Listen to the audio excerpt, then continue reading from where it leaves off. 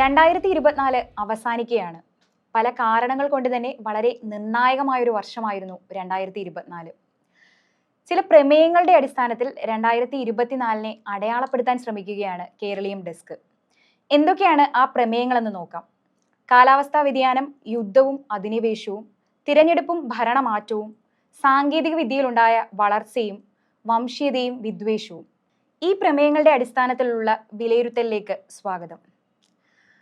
സ്നേഹ, കാലാവസ്ഥാ വ്യതിയാനവുമായി ബന്ധപ്പെട്ട് നമ്മൾ നോക്കുമ്പോൾ ഏറ്റവും ചൂട് കൂടിയ വർഷമാണ് 2024 ഇപ്പോൾ കടന്നു പോകുന്നത്. അതുപോലെ തന്നെ ലോകം മുഴുവൻ കാലാവസ്ഥാ വ്യതിയാനവുമായി ബന്ധപ്പെട്ട് നിരവധി അതിതീവ്ര കാലാവസ്ഥാ സംഭവങ്ങൾ ഉണ്ടാവുകയും അതിൻ്റെ പ്രത്യാഘാതങ്ങൾ അനുഭവിക്കുകയും ചെയ്തു. കേരളവും അതിൻ്റെ പ്രത്യാഘാതങ്ങൾ അനുഭവിച്ചൊരു സംസ്ഥാനമാണ്. അത്തരത്തിൽ കാലാവസ്ഥാ വ്യതിയാനവുമായി ബന്ധപ്പെടുത്തി 2024 വിലയിരുത്തുകയാണെങ്കിൽ എങ്ങനെയാണ് അതിനെ വിലയിരുത്തുക? അനുഷ പറഞ്ഞത് ശരിയാണ്. അതായത് കാലാവസ്ഥാ വ്യതിയാനത്തിൻ്റെ കെടുതികൾ ഏറ്റവും കൂടുതൽ അനുഭവിച്ചൊരു വർഷമാണ് 2024. ശരിക്കും പറഞ്ഞു കഴിഞ്ഞാൽ നമ്മളെല്ലാ വർഷവും ഇത് തന്നെ നമ്മൾ റിപ്പീറ്റ് ചെയ്ത് പറഞ്ഞുകൊണ്ടിരിക്കുകയാണ്. കാരണം 2022 ഇന്ത്യൻ മെറ്റീരിയോളജിക്കൽ ഡിപ്പാർട്ട്മെൻറ്റിൻ്റെ ആനുവൽ സ്റ്റേറ്റ്മെൻറ്റിൽ പറയുന്നത് ഈ അതിതീവ്ര കാലാവസ്ഥാ സംഭവങ്ങൾ കൊണ്ട് തന്നെ 2022 2200ഓളം ആളുകൾ മരിച്ചിട്ടുണ്ട് എന്ന് 2022 നമ്മൾ ഇതുപോലെ വർഷാവസാനം പറഞ്ഞു. 2023 വരുമ്പോൾ അപ്പോഴും നമ്മളിതുപോലെ പറഞ്ഞു അതിതീവ്ര കാലാവസ്ഥാ സംഭവങ്ങൾ 2023 ഏറ്റവും കൂടുതൽ മഴ ഉണ്ടായിരിക്കുന്നത് 2023 പറഞ്ഞിട്ടാണ് നമ്മൾ ആ വർഷത്തെയും പറഞ്ഞയച്ചത്. അതേപോലെ തന്നെ 2024 കഴിയുമ്പോഴും നമ്മൾ ഇതേ കാര്യങ്ങൾ തന്നെയാണ് പറഞ്ഞുകൊണ്ടിരിക്കുന്നത്. അതായത് ഈ 2024 ഉണ്ടായ എക്സ്ട്രീം വെതർ ഇവൻസിൻ്റെ 93% ഉണ്ടായിട്ടുള്ളത് 2024 ആദ്യത്തെ 9 മാസങ്ങളിലാണ്. അതായത് 12 മാസത്തേക്ക് പോലുള്ള ഒരു ഗ്യാപ്പ് കൊടുത്തിട്ടില്ല. ആദ്യത്തെ 9 മാസത്തിൽ തന്നെ ഇതിന് 93% സംഭവിച്ചിട്ടുണ്ട് എന്നുള്ളതാണ് ഡൗൺ ടു എർത്തിൻ്റെ റിപ്പോർട്ട്. അതുപോലെ തന്നെ അനുഷ പറഞ്ഞ പോലെ ഏറ്റവും ചൂട് കൂടിയ വർഷമാണ് 2024. അത് വേൾഡ് മെറ്റീരിയോളജിക്കൽ ഓർഗനൈസേഷൻ്റെ സർവേയിലാണ് ഈ കാര്യം പറഞ്ഞിട്ടുള്ളത്. ഇപ്പോൾ ഈ വർഷത്തെ COP29 ബാക്കുവിൽ നടന്ന അസർബൈജാനിലെ ബാക്കുവിൽ നടന്ന COP29 ആദ്യത്തെ ചർച്ചയിലാണ് ഈ ഒരു കാര്യം പറയുന്നത്. അതായത് ഏറ്റവും ചൂട് കൂടിയ വർഷമാണ് 2024 എന്നുള്ള കാര്യം. അതുപോലെ തന്നെ അതിതീവ്ര മഴ ഏറ്റവും കൂടുതൽ ഉണ്ടായിട്ടുള്ള ഒരു വർഷമാണ് 2024 എന്ന് പറയുന്നത്. അതിനൊരു പ്രധാനപ്പെട്ടൊരു ഉദാഹരണം നമ്മുടെ വയനാട്ടിൽ ജൂലൈ 30 അപ്രതീക്ഷിതമായി സംഭവിച്ച മുണ്ടക്കയിൽ സംഭവിച്ച ദുരന്തമാണ്, ഉരുൾപൊട്ടൽ ദുരന്തമാണ്. അതിന് പ്രധാന കാരണമായിട്ട് പറയുന്നത് ഈ അതിതീവ്ര മഴയാണ്. അതിതീവ്ര മഴ എന്ന് പറയുമ്പോൾ ഒരു സീസണിലൊക്കെ പെയ്യേണ്ട മഴയാണ് ഒരു ദിവസം കൊണ്ട് പെയ്യുന്നത്. അപ്പോൾ ഇതാണ് വയനാട്ടിലെ ദുരന്തത്തിന് കാരണമായിട്ട് കണ്ടെത്തിയിട്ടുള്ളത്. അതിൽ തന്നെ ഏകദേശം 400-ലധികം ആളുകൾ മരിച്ചിട്ടുണ്ട്. ഇനിയും ആളുകൾ ഒരുപാട് പേര് കണ്ടെത്താനുണ്ട്. തിരിച്ചറിയപ്പെടാതെ ഒരുപാട് മൃതദേഹങ്ങൾ ഇപ്പോഴും ലാബുകളിലുണ്ട്. 1200 കോടിയിലധികം രൂപ സർക്കാർ നഷ്ടം വന്നിട്ടുണ്ട്. ഇപ്പോൾ വെള്ളാർമല സ്കൂൾ അതുപോലുള്ള സർക്കാർ സ്ഥാപനങ്ങൾക്ക് നഷ്ടം വന്നിട്ടുണ്ട്. അപ്പോൾ എനിക്ക് തോന്നുന്നു ഒട്ടും സമാനതകളില്ലാത്തൊരു ദുരന്തമാണ് ഈ ജൂലൈ 30 വയനാട്ടിൽ നടന്നതെന്ന് എനിക്ക് തോന്നുന്നു. ഈ മഴ തന്നെയാണ് നമ്മളിപ്പോൾ മേഘവിസ്ഫോടനം, അതിൽ ക്ലൗഡ് ബേസ്റ്റ് എന്നുള്ള വാക്കൊക്കെ നമ്മൾ മാധ്യമങ്ങൾ ഏറ്റവും കൂടുതൽ ചർച്ച ചെയ്യപ്പെട്ട ഒരു വർഷമാണ് 2024. ആലുവയിൽ ഇതുപോലെ നല്ല ലോങ് ആയിട്ടുള്ളൊരു മഴ പെയ്തു. നമ്മുടെ തൃശ്ശൂർ അതുപോലെ മഴ പെയ്തു. തൃശ്ശൂർ നഗരത്തിൽ ഇപ്പോൾ കുറേ ഭാഗങ്ങൾ വെള്ളത്തിൻ്റെ ഭീഷണിയിലായി, വെള്ളക്കെട്ടിലായി. അപ്പോൾ ഇതൊക്കെ ഉണ്ടാകുന്നത് ഈ ക്ലൗഡ് ബേസ്റ്റ് കൊണ്ടാണ്. അപ്പോൾ ഈ വാക്ക് കൂടുതലായിട്ട് ഡിസ്കസ് ചെയ്തൊരു വർഷം കൂടിയാണ് 2024. ഈ കാലാവസ്ഥാ വ്യതിയാനത്തിൻ്റെ ഏറ്റവും വലിയ പ്രശ്നമായിട്ടുള്ള അതിതീവ്ര മഴ നമ്മുടെ നാട്ടിലെ കർഷകരെ ഏറ്റവും കൂടുതൽ ബാധിച്ചിരിക്കുകയാണെന്ന് വേണമെങ്കിൽ പറയാം. ഈ മൺസൂൺ മഴകളിൽ ഉണ്ടാകുന്ന മാറ്റം, അതായത് നമ്മൾ കാർഷിക കലണ്ടർ നോക്കിയിട്ട്, അതായത് നമ്മുടെ നമ്മൾ നൂറ്റാണ്ടുകളായിട്ട് ഫോളോ ചെയ്ത് വന്നിരുന്ന, നമ്മുടെ നാട്ടിലെ കർഷകർ നൂറ്റാണ്ടുകളായിട്ട് ഫോളോ ചെയ്ത് വന്നിട്ടുള്ള ഒരു ഞാറ്റുവേലയുടെ കലണ്ടറിലാണ് ഈ പ്രഡിക്റ്റ് ചെയ്യാൻ പറ്റാത്ത വിധത്തിൽ മാറ്റങ്ങൾ വന്നിരിക്കുന്നത്. അപ്പോൾ ഇത് തന്നെ കർഷകരുടെ ജീവിതം ദുരിതത്തിലാക്കിയിരിക്കുകയാണ്. അപ്പോൾ കർഷകരുടെ ജീവിതം ദുരിതത്തിലായി എന്ന് പറയുമ്പോൾ അവിടെ നമ്മൾ ചർച്ച ചെയ്യേണ്ട ഒരു വലിയ കാര്യമുണ്ട്. അത് നമ്മുടെ ഭക്ഷ്യസുരക്ഷയുടെ ഭാവി എന്താകും എന്നുള്ളതാണ് കാര്യം. നമ്മൾ അതിതീവ്ര മഴയെപ്പറ്റി പറയുമ്പോൾ മറ്റൊരു സ്ഥലത്ത് ഈ ഉഷ്ണതരംഗങ്ങളും ഏറ്റവും കൂടുതൽ ഉണ്ടായിട്ടുള്ള വർഷമാണ് 2024 എന്ന് പറയണം. ഇന്ത്യയിൽ തന്നെ മെയ് മാസം വരെയുള്ള സമയത്തിൽ സിവിയർ ലോങ് ഹീറ്റ് വേവ്സ് ആണ് ഉണ്ടായിട്ടുള്ളത് 2024 എന്നാണ് പറയുന്നത്. ഇപ്പോൾ രാജസ്ഥാനിലെ ചുരുവിൽ തന്നെ ഒരു 8 വർഷത്തെ കണക്കെടുത്ത് കഴിഞ്ഞാൽ റെക്കോർഡ് ചൂടാണ് രാജസ്ഥാനിലെ ചുരുവിൽ മാത്രം റിപ്പോർട്ട് ചെയ്യപ്പെട്ടിട്ടുള്ളത് എന്നുള്ളതാണ്. ഇപ്പോൾ ഡൗൺ ടു എർത്തിൻ്റെ ഒരു റിപ്പോർട്ടിൽ ഇന്ത്യയിൽ തന്നെ 40,000-ഓളം കേസുകൾ, അതായത് സൂര്യാഘാതത്തിൻ്റെ 40,000-ഓളം കേസുകളാണ് ഇന്ത്യയിൽ തന്നെ റിപ്പോർട്ട് ചെയ്യപ്പെട്ടിട്ടുള്ളത് എന്നുള്ളതാണ്. അതുപോലെ തന്നെ 17 സംസ്ഥാനങ്ങളിലായിട്ട് 733 മരണങ്ങളും ചൂട് കാരണം കൊണ്ട് ഈ വർഷം ഉണ്ടായിട്ടുണ്ടെന്നുള്ളത് വളരെ സാഡായിട്ടുള്ളൊരു കാര്യം തന്നെയാണ്. അതുപോലെ തന്നെ ലോക്സഭാ ഇലക്ഷൻ്റെ സമയത്തും ഇതുപോലെ ഈ ഉഷ്ണതരംഗങ്ങൾ ഉണ്ടായതിൻ്റെ ഈ പ്രോട്ടോക്കോൾ ഒന്നും പാലിക്കാതെ പോളിംഗ് സ്റ്റേഷനുകളിൽ പോളിംഗ് ഓഫീസേഴ്സിനെ പ്രവേശിപ്പിച്ചുകൊണ്ട് തന്നെ ഉത്തർപ്രദേശിൽ മാത്രം 33 മരണങ്ങളാണ്, പോളിംഗ് ഓഫീസേഴ്സിൻ്റെ കുഴിഞ്ഞു വീണ മരണമാണ് ഈ സൂര്യാഘാതം മൂലം ഉണ്ടായിരിക്കുന്നത് എന്നുള്ളത്. അത് എനിക്ക് തോന്നുന്നു ഇലക്ഷൻ്റെ സമയത്ത് അത് അങ്ങനെ ഡിസ്കസ് ചെയ്തിട്ടില്ല എന്ന് തോന്നുന്നു. പക്ഷേ ഒരു സ്റ്റേറ്റിൻ്റെ കാര്യമാണ് ഈ 33 മരണങ്ങൾ എന്നുള്ളത്, അതും ചൂടുകൊണ്ട്. അതുപോലെ തന്നെ കേരളത്തിലാണെങ്കിലും ഇപ്പോൾ കോട്ടയത്താണെങ്കിലും പാലക്കാടാണെങ്കിലും ഏറ്റവും കൂടുതൽ ചൂടാണ് കേരളത്തിലാണെങ്കിലും റിപ്പോർട്ട് ചെയ്യപ്പെട്ടിട്ടുള്ളത്. അപ്പോൾ ഇങ്ങനൊരു കാര്യം വന്നിട്ടുണ്ടായിരുന്നു, AC-കൾ കൂടുതൽ വിറ്റുപോയിട്ടുള്ളത് വർഷമാണ്, കൂടുതൽ വിറ്റുപോയിട്ടുള്ള വർഷമാണ് 2024 എന്നുള്ളത്. ഒട്ടും സന്തോഷിക്കേണ്ട ഒരു കാര്യമല്ല നമുക്ക്. നമ്മുടെ നാട്ടിലെ ഇത്ര മോശമായിട്ടുള്ളൊരു വെതർ കണ്ടീഷനാണ് അത് കാണിക്കുന്നത്.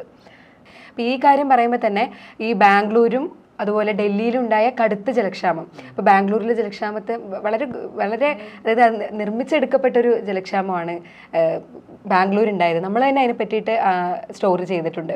അപ്പോൾ ഈ സംഭവങ്ങൾ ഉണ്ടായിട്ടുള്ളത് ഈ 2024 തന്നെയാണ് എന്നുള്ളതാണ്.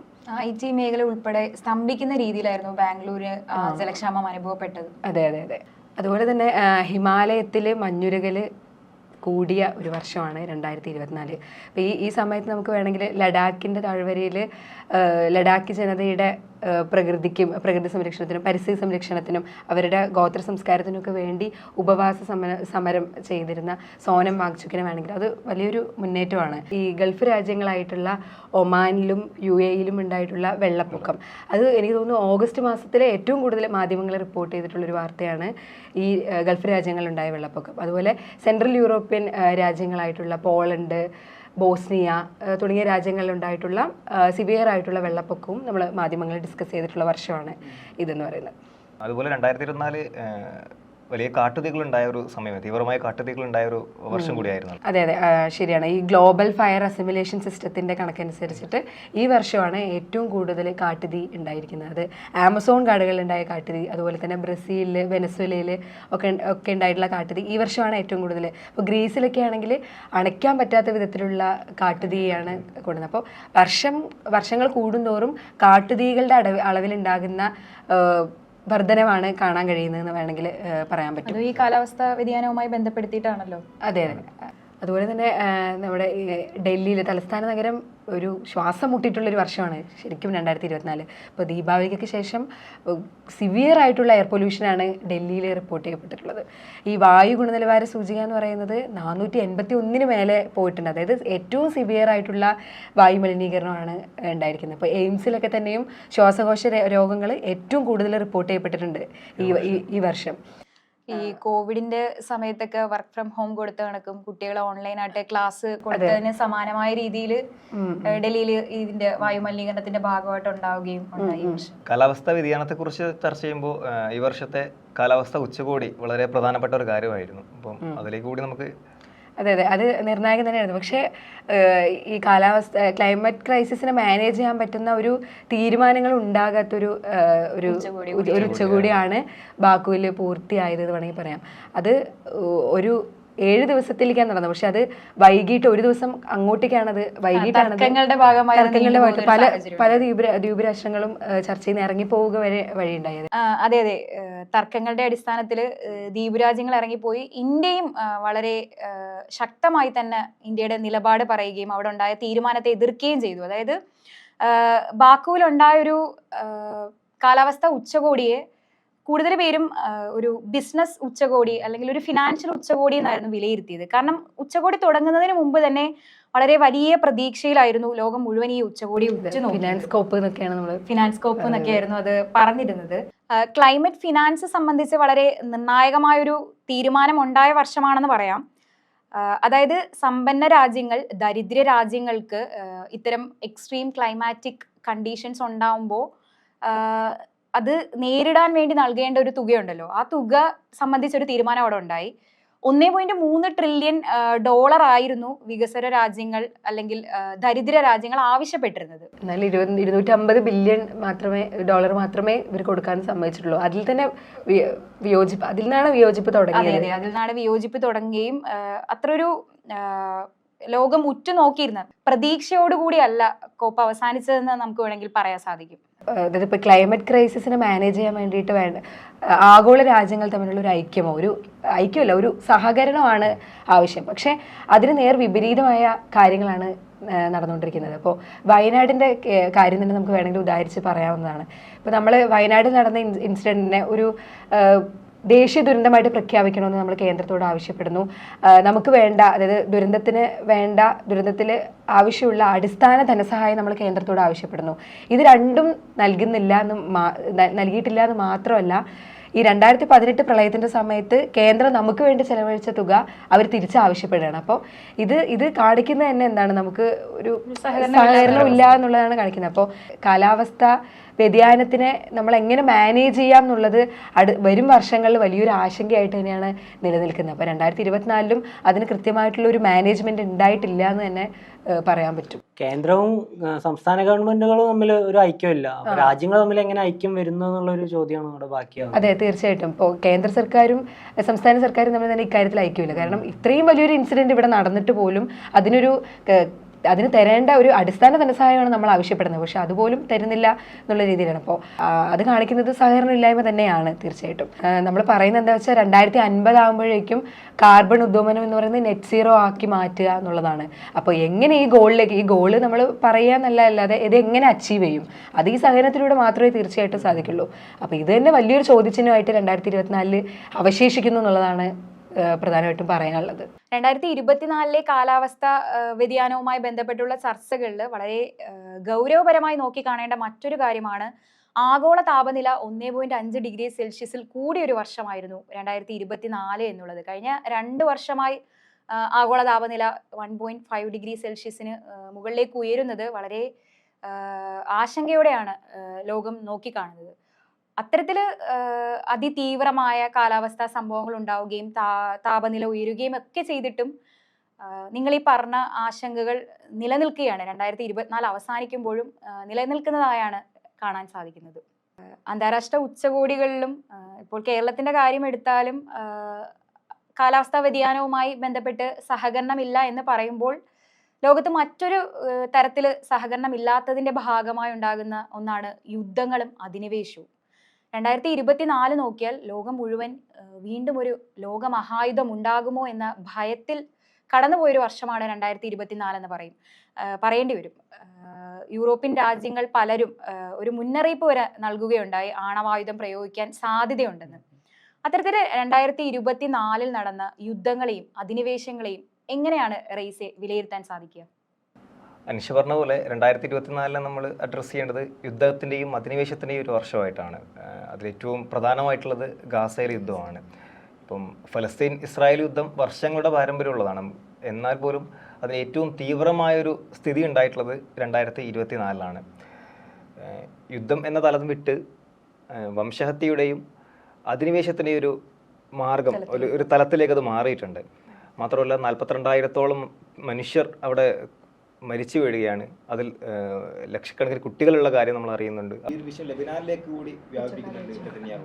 ഇപ്പോൾ ഹിസ്ബുള്ളയെ തകർക്കുക എന്നുള്ള ലക്ഷ്യത്തോടു കൂടി അവിടെ പേജർ ആക്രമണം നടത്തിയിട്ടുണ്ട്, വാക്കി ടോക്കികൾ. ഒരുപക്ഷെ സാധാരണക്കാരായ നിരവധി പേരാണ് ഈ ഒരു ആക്രമണത്തിൽ മരിച്ചിട്ടുള്ളത്. മാത്രമല്ല 12 ലക്ഷത്തോളം ലെബനീസ് പൗരന്മാർ പലായനം ചെയ്യേണ്ട ഒരു അവസ്ഥ വരെ ഈ ഒരു യുദ്ധവുമായിട്ട് ബന്ധപ്പെട്ട് നടന്നിട്ടുണ്ട്. അതും തലസ്ഥാന നഗരിയിലാണ് ഈ ഒരു അത്രയും ആളുകൾ തിങ്ങി നിൽക്കുന്ന ഏരിയകൾ നോക്കിയിട്ടാണ് ഇസ്രായേലിൻ്റെ ഇത്തരം അക്രമങ്ങൾ ഉണ്ടായിട്ടുള്ളത്. അതുപോലെ ഏപ്രിലിൽ ഇറാനെ ആക്രമിക്കുന്ന സിറിയയിലെ ഇറാൻ എംബസി ആക്രമിക്കുന്നൊരു സംഭവം ഉണ്ടായിട്ടുണ്ട്. അപ്പോൾ ഇതിലൂടെ ശരിക്കും പശ്ചിമേഷ്യയെ തന്നെ ഭീകരതയിലേക്ക് എത്തിക്കുന്ന, അല്ലെ ഭീതിയുടെ മുന്നിൽ എത്തിക്കുന്ന ഒരു കാര്യമാണ്. കാരണം ഇറാനെ പോലെ ആയുധസജ്ജമായൊരു രാജ്യത്തെ കൂടി യുദ്ധത്തിലേക്ക് ഇസ്രായേൽ വലിച്ചിഴക്കുന്നൊരു കാഴ്ച നമ്മൾ ഈ 2024 കണ്ടിട്ടുണ്ട്. മറ്റൊരു കാര്യം എന്ന് പറയുന്നത് ടെഹ്റാനിൽ വെച്ചിട്ട് ഇസ്മായിൽ ഹനിയെയും അതേപോലെ യഹിയ സിൻവാറിനെയും ഹസൻ നസ്രുള്ളയൊക്കെ വധിച്ചു കളയുന്നുണ്ട് ഇസ്രായേൽ. ആ രീതിയിലേക്ക് ഇപ്പം ഹമാസിൻ്റെയും മറ്റും ഹിസ്ബുള്ളയുടെ ഒക്കെ നേതാക്കളെ വരെ കൊന്നുകളയുന്ന തലത്തിലേക്ക് യുദ്ധം മാറിയ ഒരു കാഴ്ച 2024 ഉണ്ടായിട്ടുണ്ട്. ചർച്ചയുടെ തുടക്കത്തിൽ അനിഷ് പറഞ്ഞതുപോലെ മൂന്നാം ലോക മഹായുദ്ധത്തെ ഭയപ്പെടുന്ന രീതിയിലേക്ക് ഒരു യുദ്ധത്തിലേക്ക് എത്തി നിൽക്കുന്നുണ്ട് ഉക്രൈൻ റഷ്യ യുദ്ധം എന്ന് പറയുന്നത്. ഏത് സമയത്തും എന്തും സംഭവിക്കാമെന്ന രീതിയിലാണ്. കാരണം രണ്ടാം ലോക മഹായുദ്ധത്തെക്കാൾ കൂടുതൽ ഭീകരമായൊരു സ്ഥിതിയിലേക്കാണ് ആ യുദ്ധത്തിൻ്റെ വാർത്തകൾ. 2024 1000 ദിവസങ്ങളാണ് ഈ ഒരു യുദ്ധം എത്തി നിൽക്കുന്നത്. യുദ്ധം അവസാനിപ്പിക്കുക എന്നൊരു നിലപാട് റഷ്യ ഉക്രൈൻ യുദ്ധത്തിൽ ആരും സ്വീകരിക്കുന്നില്ല. നേരെ മറിച്ചിട്ട് ആയുധങ്ങൾ നൽകി സഹായിക്കുക എന്ന രീതിയാണ് ലോകരാജ്യങ്ങൾ ഈ വിഷയത്തിൽ ചെയ്തുകൊണ്ടിരിക്കുന്നത്. ഇന്ത്യ ആ ഒരു സമീപനമാണ് രാജ്യങ്ങളൊക്കെ സ്വീകരിച്ചുകൊണ്ടിരിക്കുന്നത്. മാത്രമല്ല ചില അനൗദ്യോഗിക കണക്കുകളാണ് ദിനംപ്രതി ആയിരക്കണക്കിനേറെ പട്ടാളക്കാർ യുദ്ധസമയത്ത് മരിച്ചുപോയായിട്ടുള്ള കണക്കുകളൊക്കെ പറയുന്നുണ്ട്. ഇതൊന്നും കൃത്യമായ കണക്കുകളോ രേഖകളോ ഒന്നും പുറത്തു വരുന്നില്ല എന്നുള്ളത് ഇതിൻ്റെ മറ്റൊരു വശമാണ്. അതിൻ്റെ കൂടെ തന്നെ പറയേണ്ട വേറൊരു കാര്യം എന്താ വെച്ചാൽ, ഇപ്പോൾ റഷ്യ യുദ്ധത്തിലേക്ക് മനുഷ്യക്കടത്ത് നടത്തിയിട്ടുണ്ട്. അത് കേരളത്തിൽ നിന്നുണ്ടായിട്ടുണ്ട്, പട്ടാളത്തിൽ ചേരാൻ വേണ്ടിയിട്ട്. അത് നമ്മൾ കേരളം റിപ്പോർട്ട് ചെയ്തിട്ടുണ്ട്. കേരളത്തിലെ തൃശ്ശൂർ, കൊടകര ഭാഗത്തു നിന്നൊക്കെ, പിന്നെ അതുപോലെ തിരുവനന്തപുരത്ത് 5 തെങ്ങ് ഭാഗത്തു നിന്നൊക്കെ റഷ്യൻ പട്ടാളത്തിലേക്ക്, കൂലി പട്ടാളത്തിലേക്ക് ആളെ എടുക്കുക എന്ന് പറഞ്ഞാൽ അവരുടെ സൈനിക ബലം വർദ്ധിപ്പിക്കാൻ വേണ്ടിയിട്ട് ഏത് തരത്തിലാണെങ്കിലും ആളുകളെ തെറ്റിദ്ധരിപ്പിച്ച് സൈന്യത്തിൽ എത്തിച്ച് പ്രാക്ടീസ് കൊടുത്ത് യുദ്ധമുഖത്തേക്ക് എത്തിക്കുക എന്നുള്ളതാണ് അവരുടെ ഒരു സ്ട്രാറ്റജി ആയിട്ട്. അത്തരത്തിലുള്ള പട്ടാളക്കാർ മരിച്ചുപോയ കണക്കുകളായിരിക്കും പുറത്ത് വരാതിരിക്കുന്നുണ്ട്. അപ്പോൾ 1000 എന്നുള്ളതൊരു സംഖ്യയായിട്ട് നമുക്ക് പറയാനാവത്തില്ല. അതിൻ്റെ അപ്പുറത്തോട്ടേക്ക് വലിയ സംഖ്യകളൊക്കെ ഈ വിഷയത്തിൽ ഉണ്ടായിരിക്കാം. ഇതിന് മറ്റൊരു ഭീകരത നമ്മൾ തുടക്കത്തിൽ പറഞ്ഞ പോലെ ഏത് നിമിഷവും ആണവായുധം ഉപയോഗിക്കാം എന്നൊരു സ്ഥിതി ഈ വിഷയത്തിൽ വരുന്നുണ്ട്. അപ്പം എന്നാകും എന്നുള്ളതാണ് യൂറോപ്പ് അടക്കമുള്ള രാജ്യങ്ങളൊക്കെ അതിനെ നോക്കി നിൽക്കുന്നത്. ഒരു മൂന്നാം ലോക മഹായുദ്ധത്തിൻ്റെ തുടക്കമാണോ യുദ്ധത്തിലൂടെ നടന്നുകൊണ്ടിരിക്കുന്നത് എന്നുള്ള ചർച്ചയിലേക്കാണ് ഈ ഒരു യുദ്ധം ഇപ്പോൾ എത്തി നിൽക്കുന്നത്. അതുപോലെ നമ്മൾ ഇന്ത്യയിലേക്ക് വരികയാണെങ്കിൽ ചൈനയും അരുണാചൽ പ്രദേശും നമ്മളൊരു പ്രശ്നം ഉണ്ടായിരുന്നു. പീപ്പിൾസ് ലിബറേഷൻ ആർമി ചൈനയുടെ അത് ഇന്ത്യയിലേക്ക് അരുണാചൽ പ്രദേശിലേക്ക് നുഴഞ്ഞു കയറിയ ഒരു വാർത്ത വന്നിട്ടുണ്ടായിരുന്നു. പക്ഷെ അതിനെ ആ രീതിയിൽ അല്ല നമ്മുടെ ദേശീയ തലത്തിൽ വെക്കുമ്പോൾ വാർത്ത വന്നിട്ടുള്ളത്. കാരണം ഇന്ത്യൻ ഗവൺമെൻറ് ആ ഒരു വിഷയത്തെ തള്ളി പറയുന്നുണ്ട്. അങ്ങനെ സംഭവം, അങ്ങനെ നുഴഞ്ഞുകയറ്റമേ ഉണ്ടായിട്ടില്ല എന്ന രീതിയിലാണ് ഗവൺമെൻറ്റിൻ്റെ ഭാഗത്തുനിന്നുണ്ടായിട്ടുള്ള സമീപനങ്ങൾ. പക്ഷെ ഇതിൻ്റെ ഒരു ഭീകരത എന്ന് പറയുന്നത് ചൈന പുറത്തുവിട്ടൊരു മാപ്പ് ഉണ്ടായിരുന്നു. ആ മാപ്പിൽ അരുണാചൽ പ്രദേശ് ഉൾപ്പെടുത്തിയിട്ടാണ്, അല്ലെങ്കിൽ അരുണാചൽ പ്രദേശും അതിനോട് ചേർന്നുള്ള ഭാഗങ്ങൾ ഉൾപ്പെടുത്തിയിട്ടാണ് ആ മാപ്പ് വന്നിട്ടുള്ളത്. അതിനൊരു കൾച്ചറൽ മാപ്പായിട്ട് കണ്ടാൽ മതി എന്നൊരു സമീപനമാണ് വീണ്ടും കേന്ദ്രത്തിൽ നിന്ന് അല്ലെങ്കിൽ ഇന്ത്യൻ ഗവൺമെൻറ്റിൻ്റെ ഭാഗത്തുണ്ടായിട്ടുള്ളത്. ഇതിന് മറ്റൊരു ഭീകരത നേപ്പാൾ വന്നിട്ടുണ്ട്. നേപ്പാൾ ഇതേപോലെ തന്നെ നേപ്പാളിനോട് ചേർന്നിട്ടുള്ള ഇന്ത്യൻ പ്രദേശങ്ങൾ ഉൾപ്പെടുത്തിക്കൊണ്ട് നേപ്പാളും മാപ്പ് ഇറക്കിയിട്ടുണ്ട്. അത്ര ചെറിയ രാജ്യങ്ങൾ പോലും ഈ രീതിയിലേക്ക് നുഴഞ്ഞു കയറ്റത്തിൻ്റെ മറ്റൊരു രീതി കൂടി ഈ 2024 നടത്തുന്നുണ്ട്. പക്ഷേ എന്തുകൊണ്ടോ കേന്ദ്രം ആ ഒരു രീതിയിൽ അതിനെ കാണുന്നില്ല, ആ നുഴഞ്ഞുകയറ്റമായിട്ട് അതിനെ അഡ്രസ്സ് ചെയ്യുന്നില്ല എന്നൊരു പ്രശ്നമുണ്ട്. അതും 2024 ചർച്ച ചെയ്യേണ്ട ഒരു വിഷയം തന്നെയാണ്. കാരണം ചൈന പ്രകോപനം നൽകുന്ന രീതിയിലേക്കുള്ളൊരു നുഴഞ്ഞുകയറ്റം അല്ലെങ്കിൽ ഒരു കടന്നുകയറ്റം ഈ വിഷയത്തിൽ നടത്തുന്നുണ്ട്. ഇപ്പോൾ യുദ്ധങ്ങളുടെ കാര്യം പറയുമ്പോൾ തന്നെ UN-ന്റെ ഒരു നിലപാടില്ലായ്മ അല്ലെങ്കിൽ അവരുടെ ഒരു കൃത്യമായ ഇടപെടലില്ലായ്മ ഇതിൽ ചർച്ച ചെയ്യേണ്ട കാര്യമല്ല. അതെ, നമ്മൾ 2023 തുടങ്ങിയതാണ് ഇസ്രയേൽ ഗാസയിൽ നടത്തുന്ന വംശഹത്യ. അതുപോലെ ഉക്രൈൻ റഷ്യ യുദ്ധം തുടങ്ങിയിട്ട് വർഷങ്ങളായി. അത് 2024 അവസാനിക്കുമ്പോഴും അതുപോലെ തുടർന്നുകൊണ്ടിരിക്കുകയും UN പോലെ ഇതിൽ ഇടപെടലുകൾ നടത്തേണ്ട ഉത്തരവാദിത്തമുള്ളവർ നോക്കി നിൽക്കുകയും ചെയ്യുന്നൊരു സാഹചര്യമാണ് നമുക്ക് കാണാൻ സാധിക്കുന്നത്. എടുത്തു പറയേണ്ട ഒരു കാര്യം, ഗാസയിൽ ഇസ്രയേൽ തുടരുന്ന ഈ വംശഹത്യക്കെതിരെ UN-ന്റെ അന്താരാഷ്ട്ര നീതിന്യായ കോടതിയിൽ ദക്ഷിണാഫ്രിക്ക പരാതി ഉന്നയിക്കുന്ന ഒരു സാഹചര്യം ഉണ്ടായിരുന്നു. ആ പരാതി ഉന്നയിച്ചിട്ടുണ്ട്. അതിന് ഒരു തീരുമാനമൊന്നും ഉണ്ടായിട്ടില്ല. പക്ഷേ അതൊരു ചെറിയൊരു പ്രതീക്ഷ നൽകുന്ന കാര്യമാണ് അത്തരത്തിലൊരു പ്രതിരോധം എന്ന് പറയുന്നത്. ഈ വിഷയത്തോട് ചേർത്ത് വെക്കാം, അന്താരാഷ്ട്ര ക്രിമിനൽ കോടതിയുടെ ഒരു വിധി വന്നിട്ടുണ്ടായിരുന്നു നെതന്യാഹുവിനൊക്കെ അറസ്റ്റ് ചെയ്യുക എന്നുള്ള രീതിയിൽ. പക്ഷേ അതും നമുക്ക് പ്രതീക്ഷ എന്ന രീതിയിലൊന്നും അതിനെ കാണാൻ പറ്റുമോ എന്നുള്ളത് മറ്റൊരു ചർച്ചയാണ്. കാരണം തുടർ നടപടികളൊന്നും തന്നെ ഉണ്ടാവുന്നില്ല എന്നതാണ്. മാത്രമല്ല ഇത്തരം വിധികളെയോ അല്ലെങ്കിൽ തീരുമാനങ്ങളെയോ വിലക്കെടുക്കാതെയുള്ള തുടർ സമീപനങ്ങളാണ് ഇസ്രായേലിൻ്റെ ഭാഗത്തുനിന്നുണ്ടാകുന്നത്, അല്ലെങ്കിൽ ഇത്തരം അധിനിവേശ രാജ്യങ്ങളുടെ ഭാഗത്തൊക്കെ ഉണ്ടാകുന്നത്. അടുത്തതായിട്ടുള്ളത് സിറിയയിലെ പ്രശ്നമാണ്. നമുക്കറിയാം, നവംബറിൽ തുടങ്ങിയ ഒരു വിഷയമായിരുന്നു. 11 ദിവസം കൊണ്ട് അവിടുത്തെ അസദിനെ തകർക്കുകയും വിമതർ സിറിയ പിടിച്ചെടുക്കുന്ന ഈ സംഭവം ഉണ്ടായിരുന്നു.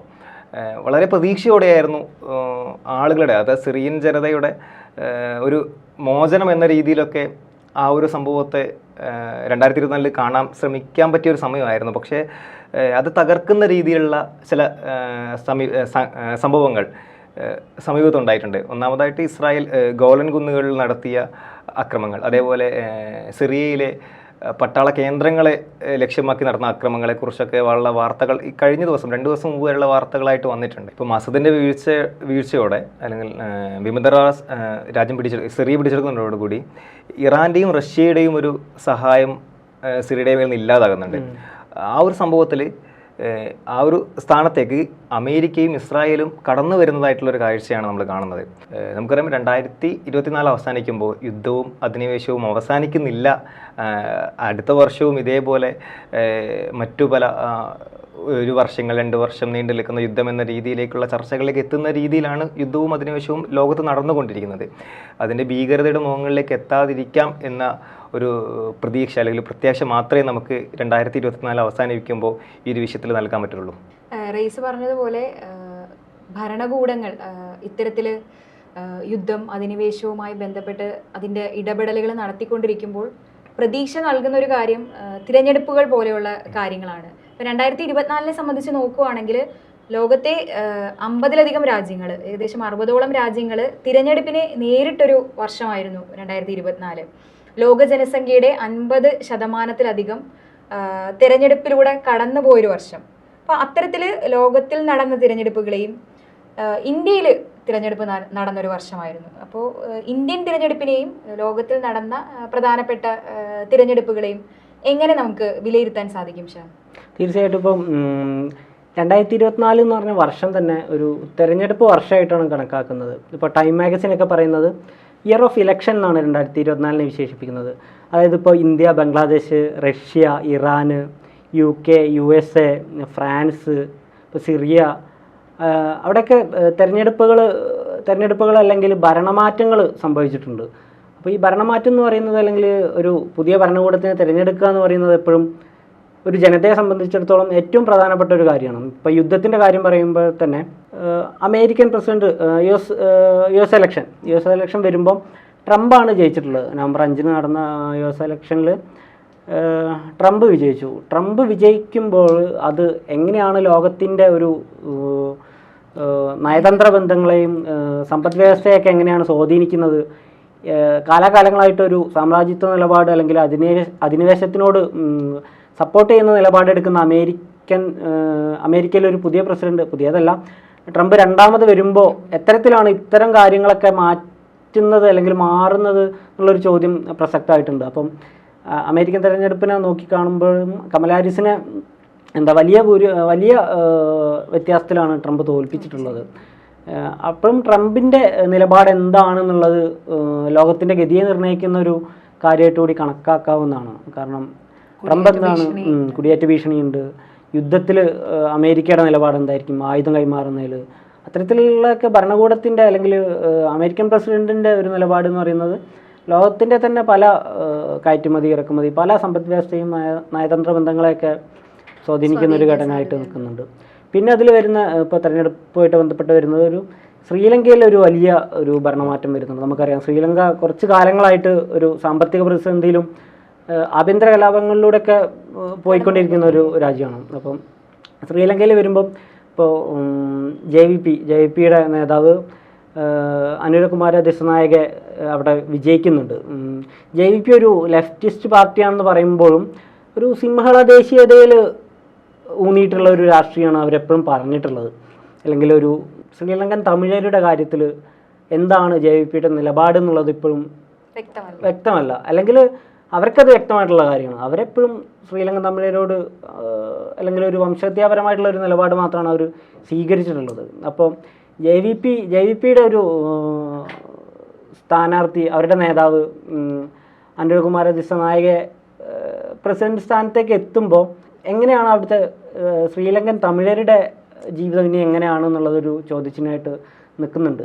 അതുപോലെ തന്നെ ശ്രീലങ്കയിലെ കാര്യം പറഞ്ഞ പോലെ തന്നെ ഇന്ത്യയിലെ അയൽരാജ്യമായ പാകിസ്ഥാനിൽ ഇതുപോലെ ഭരണമാറ്റം ഉണ്ടായിട്ടുള്ള ഒരു വർഷമാണ്. ശരിയാണ്. ഇപ്പോൾ പാകിസ്ഥാനിൽ വലിയൊരു ഭരണമാറ്റം സംഭവിച്ചിട്ടുണ്ട്. അതായത് ഇപ്പം PTI നേതാവും അവരുടെ മുൻ പ്രധാനമന്ത്രിയായിരുന്ന ഇമ്രാൻഖാനെ പുറത്താക്കിയതിന് ശേഷം നടക്കുന്ന ഒരു ആദ്യത്തെ തെരഞ്ഞെടുപ്പായിരുന്നു പാകിസ്ഥാനിലുണ്ടായിരുന്നത്. പാകിസ്ഥാൻ മുസ്ലിം ലീഗിൻ്റെ ഷഹബാസ് ഷെരീഫാണ് പ്രധാനമന്ത്രിയായിട്ട് ഇപ്പോൾ അവിടെ ഭരണത്തിലേറിയിരിക്കുന്നത്.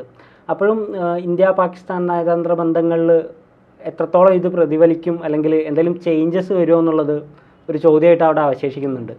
അതൊരു കാര്യം. രണ്ടാമതൊരു കാര്യം വരുന്നത് ഇപ്പോൾ തെരഞ്ഞെടുപ്പുമായിട്ട് ബന്ധപ്പെട്ട് പാകിസ്ഥാൻ തെരഞ്ഞെടുപ്പുമായി ബന്ധപ്പെട്ട് തന്നെ ഇമ്രാൻഖാനും അവരുടെ PTI എന്ന് പറഞ്ഞ പാർട്ടിയും നിരവധി ക്രമക്കേടുകൾ ഈ പാകിസ്ഥാൻ തെരഞ്ഞെടുപ്പിൽ ഉന്നയിച്ചിട്ടുണ്ട്. അട്ടിമറികളും ക്രമക്കേടുകളൊക്കെ ഉന്നയിച്ചിട്ടുണ്ട്. അപ്പോൾ ആ ഒരു ചോദ്യം പാകിസ്ഥാൻ ഇലക്ഷനുമായിട്ട് ബന്ധപ്പെട്ട് അവിടെ അവശേഷിക്കുന്നുണ്ട്. പിന്നെ വരുന്നത് ഇപ്പോൾ നേരത്തെ റയീസ് ഉന്നയിച്ച പോലെ റഷ്യയിൽ വ്ളാദിമിർ പുടിൻ വീണ്ടും അധികാരത്തിലേറിയത് 89% ഒരു വലിയൊരു ഭൂരിപക്ഷം നേടിക്കൊണ്ടാണ് പുടിൻ അവിടെ വീണ്ടും അധികാരത്തിലേറുന്നത്. പുടിൻ അവിടെ വരുമ്പോൾ ഒരു ഭരണമാറ്റം ഉണ്ടാകുന്നില്ലെങ്കിലും ഒരു ഭരണ തുടർച്ചയാണ് ഉണ്ടാകുന്നത്. അവിടെ അപ്പോഴും യുദ്ധത്തിൻ്റെ കാര്യത്തിൽ പുടിൻ്റെ നിലപാടിൽ മാറ്റം ആവാതിരിക്കുകയും പുടിൻ തുടരുകയും ചെയ്യുമ്പോൾ ഈ യുദ്ധം വീണ്ടും കാലങ്ങളോളം അങ്ങനെ നീണ്ടുപോകുന്നൊരവസ്ഥ വരുന്നുണ്ട്. 2024 പ്രധാനപ്പെട്ട ഒരു ഇലക്ഷൻ ആയിരുന്നു UK നടന്നിട്ടുണ്ടായിരുന്നത്. അപ്പം ആ ഒരു കാര്യം കൂടെ നമുക്ക് ചർച്ച ചെയ്യാം. UK ശരിക്കും പറഞ്ഞാൽ UKയും ഇമ്പോർട്ടൻ്റ് ആയിട്ടുള്ള ഒരു ഇതാണ്. ഇലക്ഷൻ ഇയർ എന്ന് പറയുമ്പോൾ തന്നെ ഇപ്പോൾ ഇന്ത്യയെ പോലെ തന്നെ UKയുടെ തെരഞ്ഞെടുപ്പ് എങ്ങനെയാണ് ലോകത്തിൻ്റെ ഒരു സ്ഥിതിഗതികളെ നിയന്ത്രിക്കുന്നതെന്ന് ഇതൊരു രാജ്യത്തിൻ്റെ പ്രശ്നം മാത്രമായിട്ടല്ല എല്ലാ തെരഞ്ഞെടുപ്പും നിൽക്കുന്നത്, അല്ല പരസ്പരം കണക്റ്റഡ് ആയതുകൊണ്ട് തന്നെ. ഇപ്പോൾ UKയുടെ കാര്യം പറയുമ്പോൾ കുറേ കാലത്തിന് ശേഷമാണ് UKയിൽ ലേബർ പാർട്ടി അധികാരത്തിൽ വരുന്നത്. ലേബർ പാർട്ടിയുടെ കെയർ സ്റ്റാർമർ അവിടെ പ്രധാനമന്ത്രിയാവുന്നുണ്ട്. അപ്പോൾ ലേബർ പാർട്ടി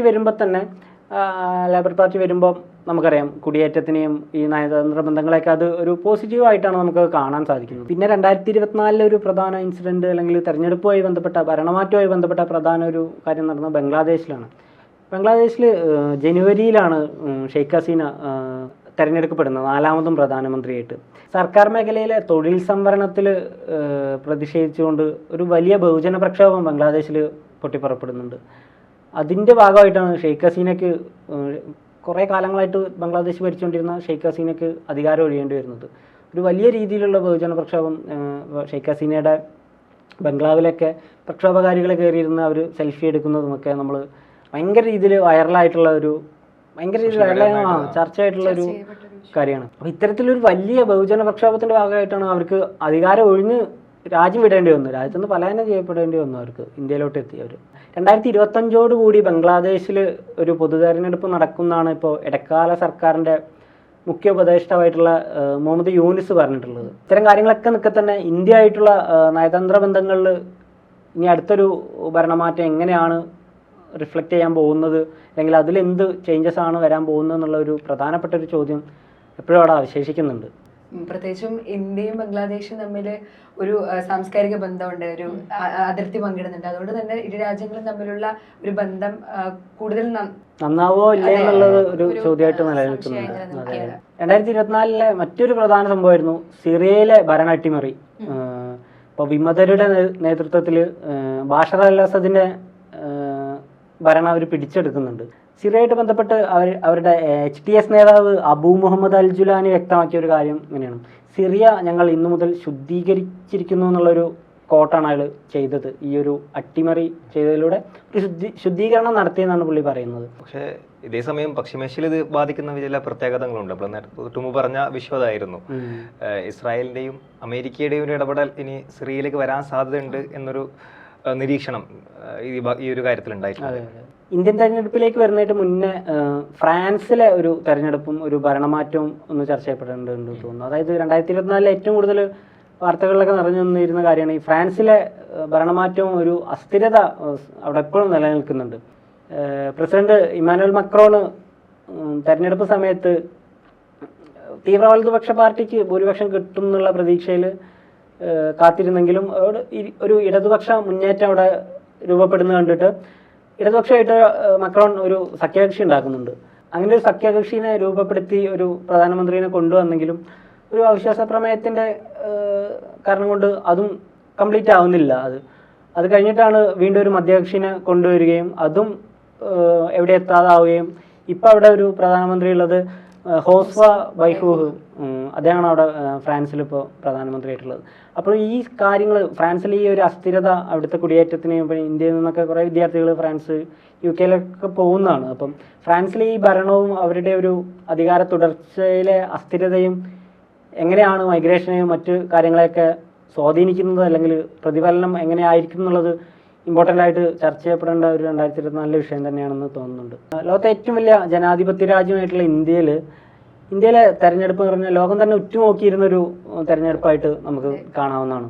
2 ടേം മോദി സർക്കാർ ഭരിച്ചതിന് ശേഷം 3ാമത്തെ ടേമിലോട്ട് വരുമ്പോൾ ഒരു ഭരണമാറ്റം സംഭവിക്കുന്ന ഒരു ജനാധിപത്യ വിശ്വാസികൾക്കൊക്കെ ഒരു പ്രതീക്ഷ ഉണ്ടായിരുന്നു. പക്ഷേ അത്തരം ഒരു പ്രതീക്ഷേനെ ഇല്ലാതാക്കുന്ന ഒരു റിസൾട്ടാണ് ഇന്ത്യൻ പൊതു തെരഞ്ഞെടുപ്പിൽ ഉണ്ടായിട്ടുള്ളത്. ഇപ്പോൾ മീഡിയകളൊക്കെ തന്നെ ഏറ്റവും കൂടുതൽ പറഞ്ഞിരുന്ന ഒരു കാര്യം 400 സീറ്റുകൾ NDA സർക്കാർ സ്വന്തമാക്കും, ഭയങ്കര ഒരു ഭൂരിപക്ഷം, ഒരു റെക്കോർഡ് ഭൂരിപക്ഷം NDA സർക്കാർ സ്വന്തമാക്കും എന്നുള്ള തരത്തിൽ എക്സിറ്റ് പോൾ ഫലങ്ങളൊക്കെ ആ തരത്തിലാണ് വന്നിരുന്നത്.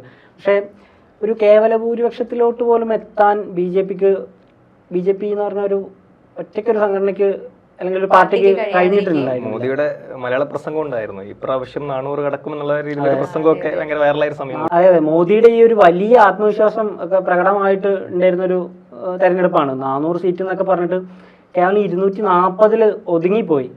NDA ടോട്ടൽ 293 എത്തുന്നത്. അതും TDPനെയും JDUവിനെയൊക്കെ കൂട്ടുപിടിച്ചിട്ടാണ് വരുന്നത്. ഇപ്പോൾ പാർലമെന്റിലാണെങ്കിലും ഇപ്പോൾ ബില്ലുകളൊന്നും പെട്ടെന്ന് പാസ്സാക്കി എടുക്കാൻ ഇവരുടെ ഒറ്റ ഒരു നിർബന്ധത്തിന്റെ പേരിൽ ബില്ലുകൾ ഒപ്പിട്ട് പോവാന്നുള്ള ഒരു സംഗതി ഇനിയെങ്കിലും ഒരു അവസാനിക്കുന്നുള്ളൊരു പ്രതീക്ഷ അപ്പോഴും അവിടെ നിലനിൽക്കുന്നുണ്ട്. 10 വർഷത്തിന് ശേഷമാണ് ഇതൊക്കെ ഒരു പ്രധാന പ്രതിപക്ഷ നേതാവ് ഒരു പ്രതിപക്ഷ നേതാവും ഒരു കൃത്യമായ ഒരു പ്രതിപക്ഷ മുന്നണിയുടെയും ഒരു രൂപപ്പെടൽ ഈ രാഹുൽ ഗാന്ധി ഒരു നേതാവായിട്ട് കൂടി വരുന്ന ഒരു സാഹചര്യം. ഭാരത് ജോഡോ യാത്ര മെൻഷൻ ചെയ്യേണ്ടതാണ് 2024 ഇലക്ഷനുമായിട്ട് ബന്ധപ്പെട്ട്.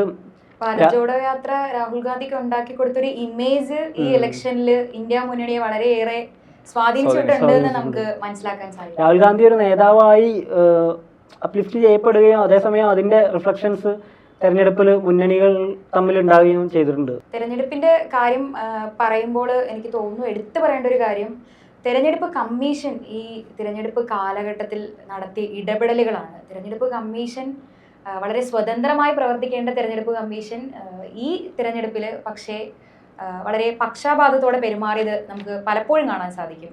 അത് ഈ പെരുമാറ്റച്ചട്ട ലംഘനവുമായി ബന്ധപ്പെട്ട് BJP കൃത്യമായി പെരുമാറ്റച്ചട്ട ലംഘനങ്ങൾ നടത്തിയത് വ്യക്തമായിരുന്നിട്ട് പോലും BJPക്കെതിരെ നടപടികൾ എടുക്കാൻ തെരഞ്ഞെടുപ്പ് കമ്മീഷൻ തയ്യാറായിട്ടില്ല. എന്നാൽ പ്രതിപക്ഷ പാർട്ടികൾക്കെതിരെ വക്കീൽ നോട്ടീസ് അയക്കുക, വിലക്ക്, അറസ്റ്റ് ഉണ്ടാകുന്ന സാഹചര്യങ്ങളൊക്കെ ഉണ്ടായിട്ടുണ്ട്. അപ്പോൾ തെരഞ്ഞെടുപ്പ് കമ്മീഷന്റെ ഒരു BJPക്ക് അല്ലെങ്കിൽ സർക്കാരിന് അനുകൂലമായി പ്രവർത്തിക്കുന്ന ഒരു വിശ്വാസ്യത നഷ്ടപ്പെടുന്ന ഒരു സാഹചര്യം ഈ ഇലക്ഷനിൽ വളരെ വിസിബിൾ ആയിരുന്നു. അതുപോലെ തന്നെ ഇപ്പം മറ്റ് ഭരണ സംവിധാനങ്ങളായിട്ടുള്ള ED, IT പോലുള്ള കാര്യങ്ങൾ ഉപയോഗിച്ചിട്ട് രാഷ്ട്രീയ എതിർകക്ഷികളെ തടവിലാക്കുന്ന പരിപാടിയൊക്കെ ഇപ്പോൾ ഡൽഹിയിൽ അരവിന്ദ് കെജ്രിവാളിനെ തടവിലാക്കി, ജാർഖണ്ഡിൽ ഹേമന്ത് സോറനെ അറസ്റ്റ് ചെയ്തു. അപ്പോൾ ഇത്തരത്തിൽ അതുപോലെ മണി ലോണ്ടറിങ് ആക്ട് ഒക്കെ ഉപയോഗിച്ചിട്ട് രാഷ്ട്രീയ എതിർശക്തികളെ ഏതൊക്കെ തരത്തിൽ അടിച്ചൊതുക്കാവോ ആ തരത്തിലൊക്കെ ഒതുക്കാൻ ശ്രമിച്ചൊരു തെരഞ്ഞെടുപ്പ് കൂടിയാണ് 2024 കഴിഞ്ഞു പോയത്. അതുപോലെ തന്നെ ഈ തെരഞ്ഞെടുപ്പ് കാലത്ത് പറയേണ്ട ഒരു മറ്റൊരു വിഷയം എന്ന് പറയുന്നത് നമ്മുടെ മാധ്യമങ്ങൾ എങ്ങനെയാണ് അതിനെ കണ്ടിട്ടുള്ളത്, അതിനെ റിപ്പോർട്ട് ചെയ്തിട്ടുള്ളത് എന്നുള്ളതും കൂടിയാണ്. അതിപ്പോൾ സോഷ്യൽ മീഡിയയിലെ ഇൻഫ്ലുവൻസേഴ്സിനെ വെച്ചിട്ട് പ്രചരണം നടത്തുന്നതാണെങ്കിൽ പോലും അത് പറയേണ്ട ഒരു വലിയ രീതിയിലൊരു ഫണ്ടിങ് സോഷ്യൽ മീഡിയയിൽ നടക്കുന്നുണ്ട്. അപ്പോൾ മെറ്റയുടെ ഭാഗത്തു നിന്നാണെങ്കിൽ പോലും ഒരു തരത്തിലുള്ള കണ്ടന്റുകൾ മാത്രം ഫിൽട്ടർ ചെയ്ത് പുറത്തുവിടുകയും മറ്റു കണ്ടന്റുകൾക്ക് ഷാഡോ ബാൻ കൊടുക്കുകയും ഹാഷ്ടാഗ് പോലും പോകുന്നില്ല, ലിമിറ്റ് ചെയ്തിട്ടിരിക്കുന്നത്. അപ്പോൾ നമ്മുടെ കേരളത്തിന്റെ ഹാഷ്ടാഗ് പോലും ചിലതൊന്നും വർക്ക് ആവുന്നില്ല, അല്ലെങ്കിൽ ഷാഡോ ബാൻ കിട്ടുന്ന അവസ്ഥ ഉണ്ടായിട്ടുണ്ട്. ഇലക്ട്രൽ ബോണ്ട് വിഷയം ഇതിൽ മീഡിയയായിട്ട് ബന്ധപ്പെട്ട് തന്നെ പറയേണ്ട ഒരു കാര്യമാണ്. കാരണം ഇലക്ട്രൽ ബോണ്ട് മീഡിയകൾ ചർച്ച ചെയ്യാൻ തയ്യാറാവാത്തൊരു, മുഖ്യധാരാ മാധ്യമങ്ങൾ ചർച്ച ചെയ്യാൻ തയ്യാറാവാത്തൊരു ഒരു വിമുഖത കാണിച്ചൊരു വിഷയമായിരുന്നു. 1300 കോടിയാണ് BJP ഇലക്ഷൻ മുന്നായിട്ട് ഇലക്ട്രൽ ബോണ്ട് വാങ്ങിയിട്ടുള്ളത്. അതുപോലെ തന്നെ EVMന്റെ പ്രശ്നങ്ങൾ പലയിടത്തും കാലാകാലങ്ങളായിട്ട് വരുന്നതാണ്. EVMന്റെ വിശ്വാസ്യത ചോദ്യം ചെയ്തുകൊണ്ടുള്ള കാര്യങ്ങൾ, അല്ലെങ്കിൽ അതിൻ്റെ സുതാര്യത എത്രത്തോളം ഉണ്ട് എന്നുള്ളത്. EVM എന്ന് പറയുന്നത് ഒരു സുതാര്യമായിട്ടുള്ള സംഗതിയാണോ, അല്ലെങ്കിൽ നമ്മൾ കുത്തുന്ന വോട്ട് ആർക്കാണ് പോകുന്നതെന്ന് പോലും സംശയത്തിൻ്റെ മുനയിൽ നിൽക്കുന്ന ഒരു സ്ഥിതിവിശേഷമാണ് കഴിഞ്ഞ തെരഞ്ഞെടുപ്പിൽ ഇന്ത്യയിൽ ഉണ്ടായിട്ടുള്ളത്. അതുപോലെ 2024 സാങ്കേതിക വിദ്യയിലുണ്ടായ പുരോഗതിയെക്കുറിച്ച് നമ്മൾ ആലോചിക്കുമ്പോൾ ആർട്ടിഫിഷ്യൽ ഇൻ്റലിജൻസ് അതിൻ്റെ എല്ലാത്തരം പുരോഗതിയോടും കൂടി എല്ലാ മനുഷ്യരിലേക്കും എത്തിപ്പെടുന്നൊരു സാഹചര്യത്തിലാണ് 2024 അവസാനിക്കുമ്പോൾ നമ്മൾ എത്തി നിൽക്കുന്നത്.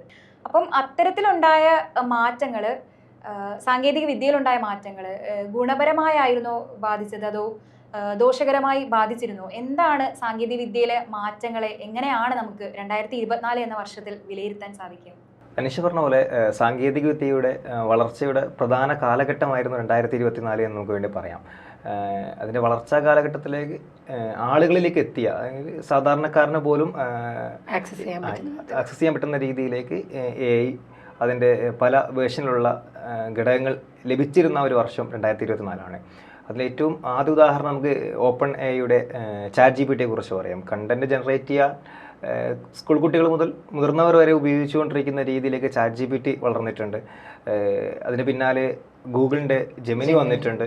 ഇപ്പോൾ ഏറ്റവും അവസാനമായിട്ട് വാട്സപ്പിൽ നമുക്ക് മെറ്റ AI, വാട്സപ്പ് ഫേസ്ബുക്കുമായിട്ട് മെറ്റയുടെ പ്ലാറ്റ്ഫോമുകളൊക്കെ ഉപയോഗിക്കുന്ന രീതിയിൽ മെറ്റ AI വന്നിട്ടുണ്ട്. അപ്പം ആളുകൾ വളരെ എളുപ്പത്തിലേക്ക് ഉപയോഗിക്കുന്ന രീതിയിലേക്ക് AI സെർച്ച് ചെയ്യുന്ന സമയത്ത് ഇപ്പൊ ഗൂഗിൾ സെർച്ച് ചെയ്യുമ്പോൾ ആദ്യം വരുന്നത് AI കണ്ടന്റിലേക്ക് മാറിയിട്ടുണ്ട്. അപ്പം ഏതൊരു കാര്യത്തിലും ഗുണവും ദോഷവും ഉള്ളതെന്ന് പറയുന്ന പോലെ AIയുടെ കാര്യത്തിലും ഈ ഒരു സാധനം നിലനിൽക്കുന്നുണ്ട്. അതിൻ്റെ ഒരു ഉദാഹരണമാണ് ഡീപ് ഫേക്ക് പോലെയുള്ള കാര്യങ്ങൾ. അത് വ്യാപകമായിട്ട് ദുരുപയോഗം ചെയ്തു. ഈ ഡീപ് ഫേക്കിന്റെ സൗകര്യം തന്നെ വ്യാപകമായിട്ട് സോഷ്യൽ മീഡിയ വഴി ദുരുപയോഗം ചെയ്തു. സെലിബ്രിറ്റികളുടെ ഫോട്ടോസ് ഒക്കെ ഡീപ്പ് ഫേക്ക് ആയിട്ട് ഇറക്കുന്നത്, എന്നിട്ട് പല കേസുകൾ നടക്കുന്നു. ആളുകൾക്ക് ശരിയേത് അത് റിയാലിറ്റി ചെയ്ത് എന്നുള്ളത് തിരിച്ചറിയാൻ പറ്റാത്ത വിധത്തിൽ ഡീപ് ഫേക്കിന്റെ ഉപയോഗം മാറി. അതിൻ്റെ ഒരു വലിയ പ്രശ്നം അവിടെയാണ് കിടക്കുന്നത്. ഇപ്പം വ്യാജ വാർത്തകൾ പോലെ വ്യാജ വീഡിയോകൾ വരുമ്പോൾ നമ്മൾ അതിൻ്റെ വിശ്വാസ്യത, ഒരു കാലത്ത് വീഡിയോ ആയിരുന്നു നമുക്ക് ഏറ്റവും വിശ്വാസമായ കാര്യം എന്ന് പറയുന്നത്. അപ്പോൾ അതിൽ പോലും സംശയം വരുന്ന രീതിയിലേക്ക് കാര്യങ്ങളെ എത്തുന്ന രീതിയിൽ AIയുടെ ഒരു ദോഷവശം എത്തിയിട്ടുണ്ട്. മറ്റൊരു പ്രശ്നം ജോലി നഷ്ടപ്പെടുക എന്നുള്ള സങ്കീർണമായ ഒരു സംശയവും ബുദ്ധിമുട്ടുകളും ആളുകൾക്ക് ഉണ്ടായിട്ടുണ്ടായിരുന്നു. അതിൻ്റെ ഭാഗമായിട്ട് ഹോളിവുഡിൽ സ്ക്രിപ്റ്റ് റൈറ്റേഴ്സിൻ്റെ ഒരു സമരം പോലും നടന്നിട്ടുണ്ടായിരുന്നു. നമുക്കറിയാം AI ഉപയോഗിച്ചുകൊണ്ട് ഫിലിം ഫെസ്റ്റിവൽ സിനിമ നിർമ്മിക്കുകയും AI പ്ലാറ്റ്ഫോമിൽ സിനിമ നിർമ്മിക്കുകയും അതിൻ്റെ ഒരു ഫെസ്റ്റിവൽ അടക്കം നടന്ന കാര്യം നടന്നു പോയിട്ടുണ്ടായിരുന്നു ഈ ഒരു വർഷങ്ങളിലൊക്കെ ആയിട്ട്. ആ രീതിയിലേക്ക് AI വളരുമ്പോൾ നിർണായകമായ 2 ചോദ്യങ്ങൾ, ഇതിൽ ഗുണമാണോ ദോഷമാണോ ഉള്ളതെന്നുള്ളതാണ്. അപ്പം അത് ഉപയോഗിക്കുന്നതനുസരിച്ചായിരിക്കും അതിൻ്റെ അവസാനം എത്തി നിൽക്കുക എന്നുള്ളത് മാത്രമേ നമുക്ക് പറയാനാവത്തുള്ളൂ. അപ്പം ഏതൊരു കാര്യത്തിനെയും നമ്മുടെ ക്രിയേറ്റിവിറ്റി അനുസരിച്ച് ഉപയോഗിക്കുക എന്നുള്ള കാര്യമാണ് പറഞ്ഞു വെക്കുന്നെങ്കിൽ പോലും നമ്മുടെ സ്വകാര്യതയിലേക്ക് കടന്നു കയറുന്നത് ഒരു പ്രശ്നമായി കിടക്കുന്നുണ്ട്. ആളുകളുടെ ജോലി നഷ്ടപ്പെടുമോ എന്നുള്ള ആശങ്ക ഒരു പ്രശ്നമായിട്ട് കിടക്കുന്നുണ്ട്. ഇതിൻ്റെ മറ്റൊരു സൈഡായ ഡീഫേക്ക് പോലെയുള്ള മറ്റു കാര്യങ്ങൾ ഇതിൻ്റെ ഒരു പ്രശ്നമായിട്ട് കിടക്കുന്നുണ്ട്. അപ്പം വളർച്ചാ കാലഘട്ടം നമുക്ക് 2 രീതിയിൽ 2024 കാണാൻ പറ്റും. ഒന്ന്, പ്രശ്നങ്ങൾ കുറച്ച് രൂക്ഷമായി വന്ന ഒരു കാലഘട്ടമായിട്ടും മറ്റൊരു തലത്തിൽ ഇതിൻ്റെ ആളുകളിലേക്ക് സാധാരണക്കാരായ ആളുകളിലേക്ക് പോലും AIയുടെ പുതിയ സാങ്കേതിക വിദ്യകളെ ആക്സസ് ചെയ്യാൻ പറ്റുന്ന രീതിയിലേക്ക്, ഉപയോഗിക്കാൻ പറ്റുന്ന രീതിയിലേക്ക് എത്തി നിൽക്കുന്നൊരു കാലഘട്ടമായിട്ടും 2024 നമുക്ക് വിലയിരുത്താൻ പറ്റും. റെയ്സ് പറഞ്ഞതിൽ ഒരു കാര്യം കൂടി ഞാൻ കൂട്ടിച്ചേർക്കാം. അതായത് ഇപ്പം AIയുടെ സ്വാധീനം സിനിമാ മേഖലയിലും വളരെ രീതിയിൽ കടന്നു വരുന്നുണ്ട്. അപ്പം ഇന്ത്യൻ 2 പോലുള്ള സിനിമയൊക്കെ എടുത്തു നോക്കിയാൽ കാണാൻ കഴിയും. ഇപ്പോൾ മരിച്ചുപോയ നെടുമുടി വേണുവിനെ അല്ലെങ്കിൽ വിവേകിനെ ഒക്കെ പോലുള്ള ആക്ടേഴ്സിനെ AI വെച്ചിട്ട് റീക്രിയേറ്റ് ചെയ്തിട്ട് അവരുടെ കഥാപാത്രങ്ങൾ, ഇപ്പോൾ സിനിമയുടെ ചിത്രീകരണത്തിനിടെ മരിച്ചുപോയ ആൾക്കാരുടെ ബാക്കി ഭാഗങ്ങൾ AI വെച്ചിട്ട് കംപ്ലീറ്റ് ചെയ്യുന്ന രീതിയിലോട്ട് ആ രീതിക്കൊക്കെ വരുന്നുണ്ട് AIയുടെ സഹായം വെച്ചിട്ട്. അതുപോലെ ഡി-ഏജിങ് സംവിധാനം, ഇപ്പോൾ നായകൻ്റെ അല്ലെങ്കിൽ താരങ്ങളുടെയൊക്കെ ചെറുപ്പകാലം കാണിക്കാൻ വേണ്ടിയിട്ട് AI ഉപയോഗിച്ചിട്ട് ഡി-ഏജിങ് ഒക്കെ വെച്ചിട്ട് ചെയ്യുന്നുണ്ട്, ജയിലറിലൊക്കെ ചെയ്ത പോലെ. പിന്നെ സിനിമയിൽ തന്നെ പാട്ട് പാടിക്കുന്നത്, ഇപ്പോൾ SPBനെ കൊണ്ട് പാട്ട് പാടിപ്പിക്കുക AI വെച്ചിട്ട്, അനിരുദ്ധ് പാട്ട് പാടിപ്പിച്ചൊക്കെ. അപ്പോൾ വേട്ടയിൽ മലേഷ്യ വാസുദേവനെ കൊണ്ട് പാട്ട് പാടി. അപ്പം അങ്ങനത്തെ കുറേ കാര്യങ്ങളൊക്കെ AI കൊണ്ട് സാങ്കേതികവിദ്യ സിനിമാ മേഖലയിൽ എത്തരത്തിലാണ് റിഫ്ലക്റ്റ് ചെയ്യുന്നൊരു ഇതാണ്. ഇപ്പോൾ SPBനെ കൊണ്ട് പാട്ട് പാടിക്കുന്നൊക്കെ ഒരു നിയമപ്രശ്നം കൂടി അവിടെ നിലനിൽക്കുന്നുണ്ട്, കേസോ എന്തൊക്കെയോ നിലനിൽക്കുന്നുണ്ടെങ്കിലും അങ്ങനെ ഒരു സാധ്യത അവിടെ, അതൊരു പ്രതീക്ഷയാണ്. അതിനപ്പുറത്തേക്ക് ഒരു തൊഴിൽ നഷ്ടം അല്ലെങ്കിൽ മൊത്തത്തിൽ ലോകത്തിനെ തന്നെ AI കീഴടക്കുക എന്നുള്ളൊരു ആശങ്കയും അതേ സമയത്ത് അവിടെ നിലനിൽക്കുന്നുണ്ട്. ഇപ്പോൾ റൈസ് പറഞ്ഞ ഡീപ്പ് ഫേക്കിൻ്റെ കാര്യം പറയുകയാണെങ്കിൽ ഇപ്പോൾ നമ്മൾക്ക് ഏതാണ് വ്യാജ വാർത്ത അല്ലെങ്കിൽ ഏതാണ് ശരിയായ വാർത്ത എന്നുള്ളത് തിരിച്ചറിയാൻ പറ്റാത്ത വിധത്തിൽ ആണ് ഈ ഡീപ്പ് ഫേക്കിൻ്റെയൊക്കെ കാര്യം വരുമ്പോൾ സംഭവിച്ചിട്ടുള്ളത്. അതുകൊണ്ട് തന്നെ ഇപ്പോൾ ഇന്ത്യയിലും ലോകത്ത് തന്നെ ഈ ഫാക്ട് ചെക്കേഴ്സിൻ്റെ ഒരു പ്രാധാന്യം വളരെ അധികം കൂടിയിട്ടുണ്ടെന്ന് വേണമെങ്കിൽ പറയാം. അപ്പോൾ അതിലേക്കുള്ളൊരു സാധ്യതയും കൂടെ തുറന്നിടുകയാണ്. അപ്പോൾ നമ്മുടെ AI എന്താകും, AI തൊഴിലവസരം നഷ്ടപ്പെടുത്തുമോ എന്നുള്ളൊരു ചർച്ചയ്ക്കിടയിൽ തന്നെ ഇങ്ങനത്തെ ചില സാധ്യതകളും കൂടെ തുറക്കുന്നുണ്ട് എന്ന് വേണമെങ്കിൽ നമുക്ക് അതിനെ പറയാം. അപ്പോൾ അതൊരു പോസിറ്റീവ് സൈഡായിട്ട് തന്നെ നമുക്ക് കാണാവുന്നതാണ്. സാങ്കേതികവിദ്യയുടെ പുരോഗതിയിൽ അടുത്തതായിട്ട് നമുക്ക് ഒരു ഇന്ത്യയെ അടിസ്ഥാനമാക്കി പറയുകയാണെങ്കിൽ നമുക്ക് കുറച്ച് അഭിമാനിക്കാൻ പറ്റുന്ന രീതിയിലുള്ള ഒരു കാര്യം ഉണ്ടായിരുന്നു. ഹൈപ്പർ ലൂപ്പ് സാങ്കേതികവിദ്യയുടെ ഒരു പരീക്ഷണ ട്രാക്ക് ഇന്ത്യയിൽ നടന്നിട്ടുണ്ടായിരുന്നു.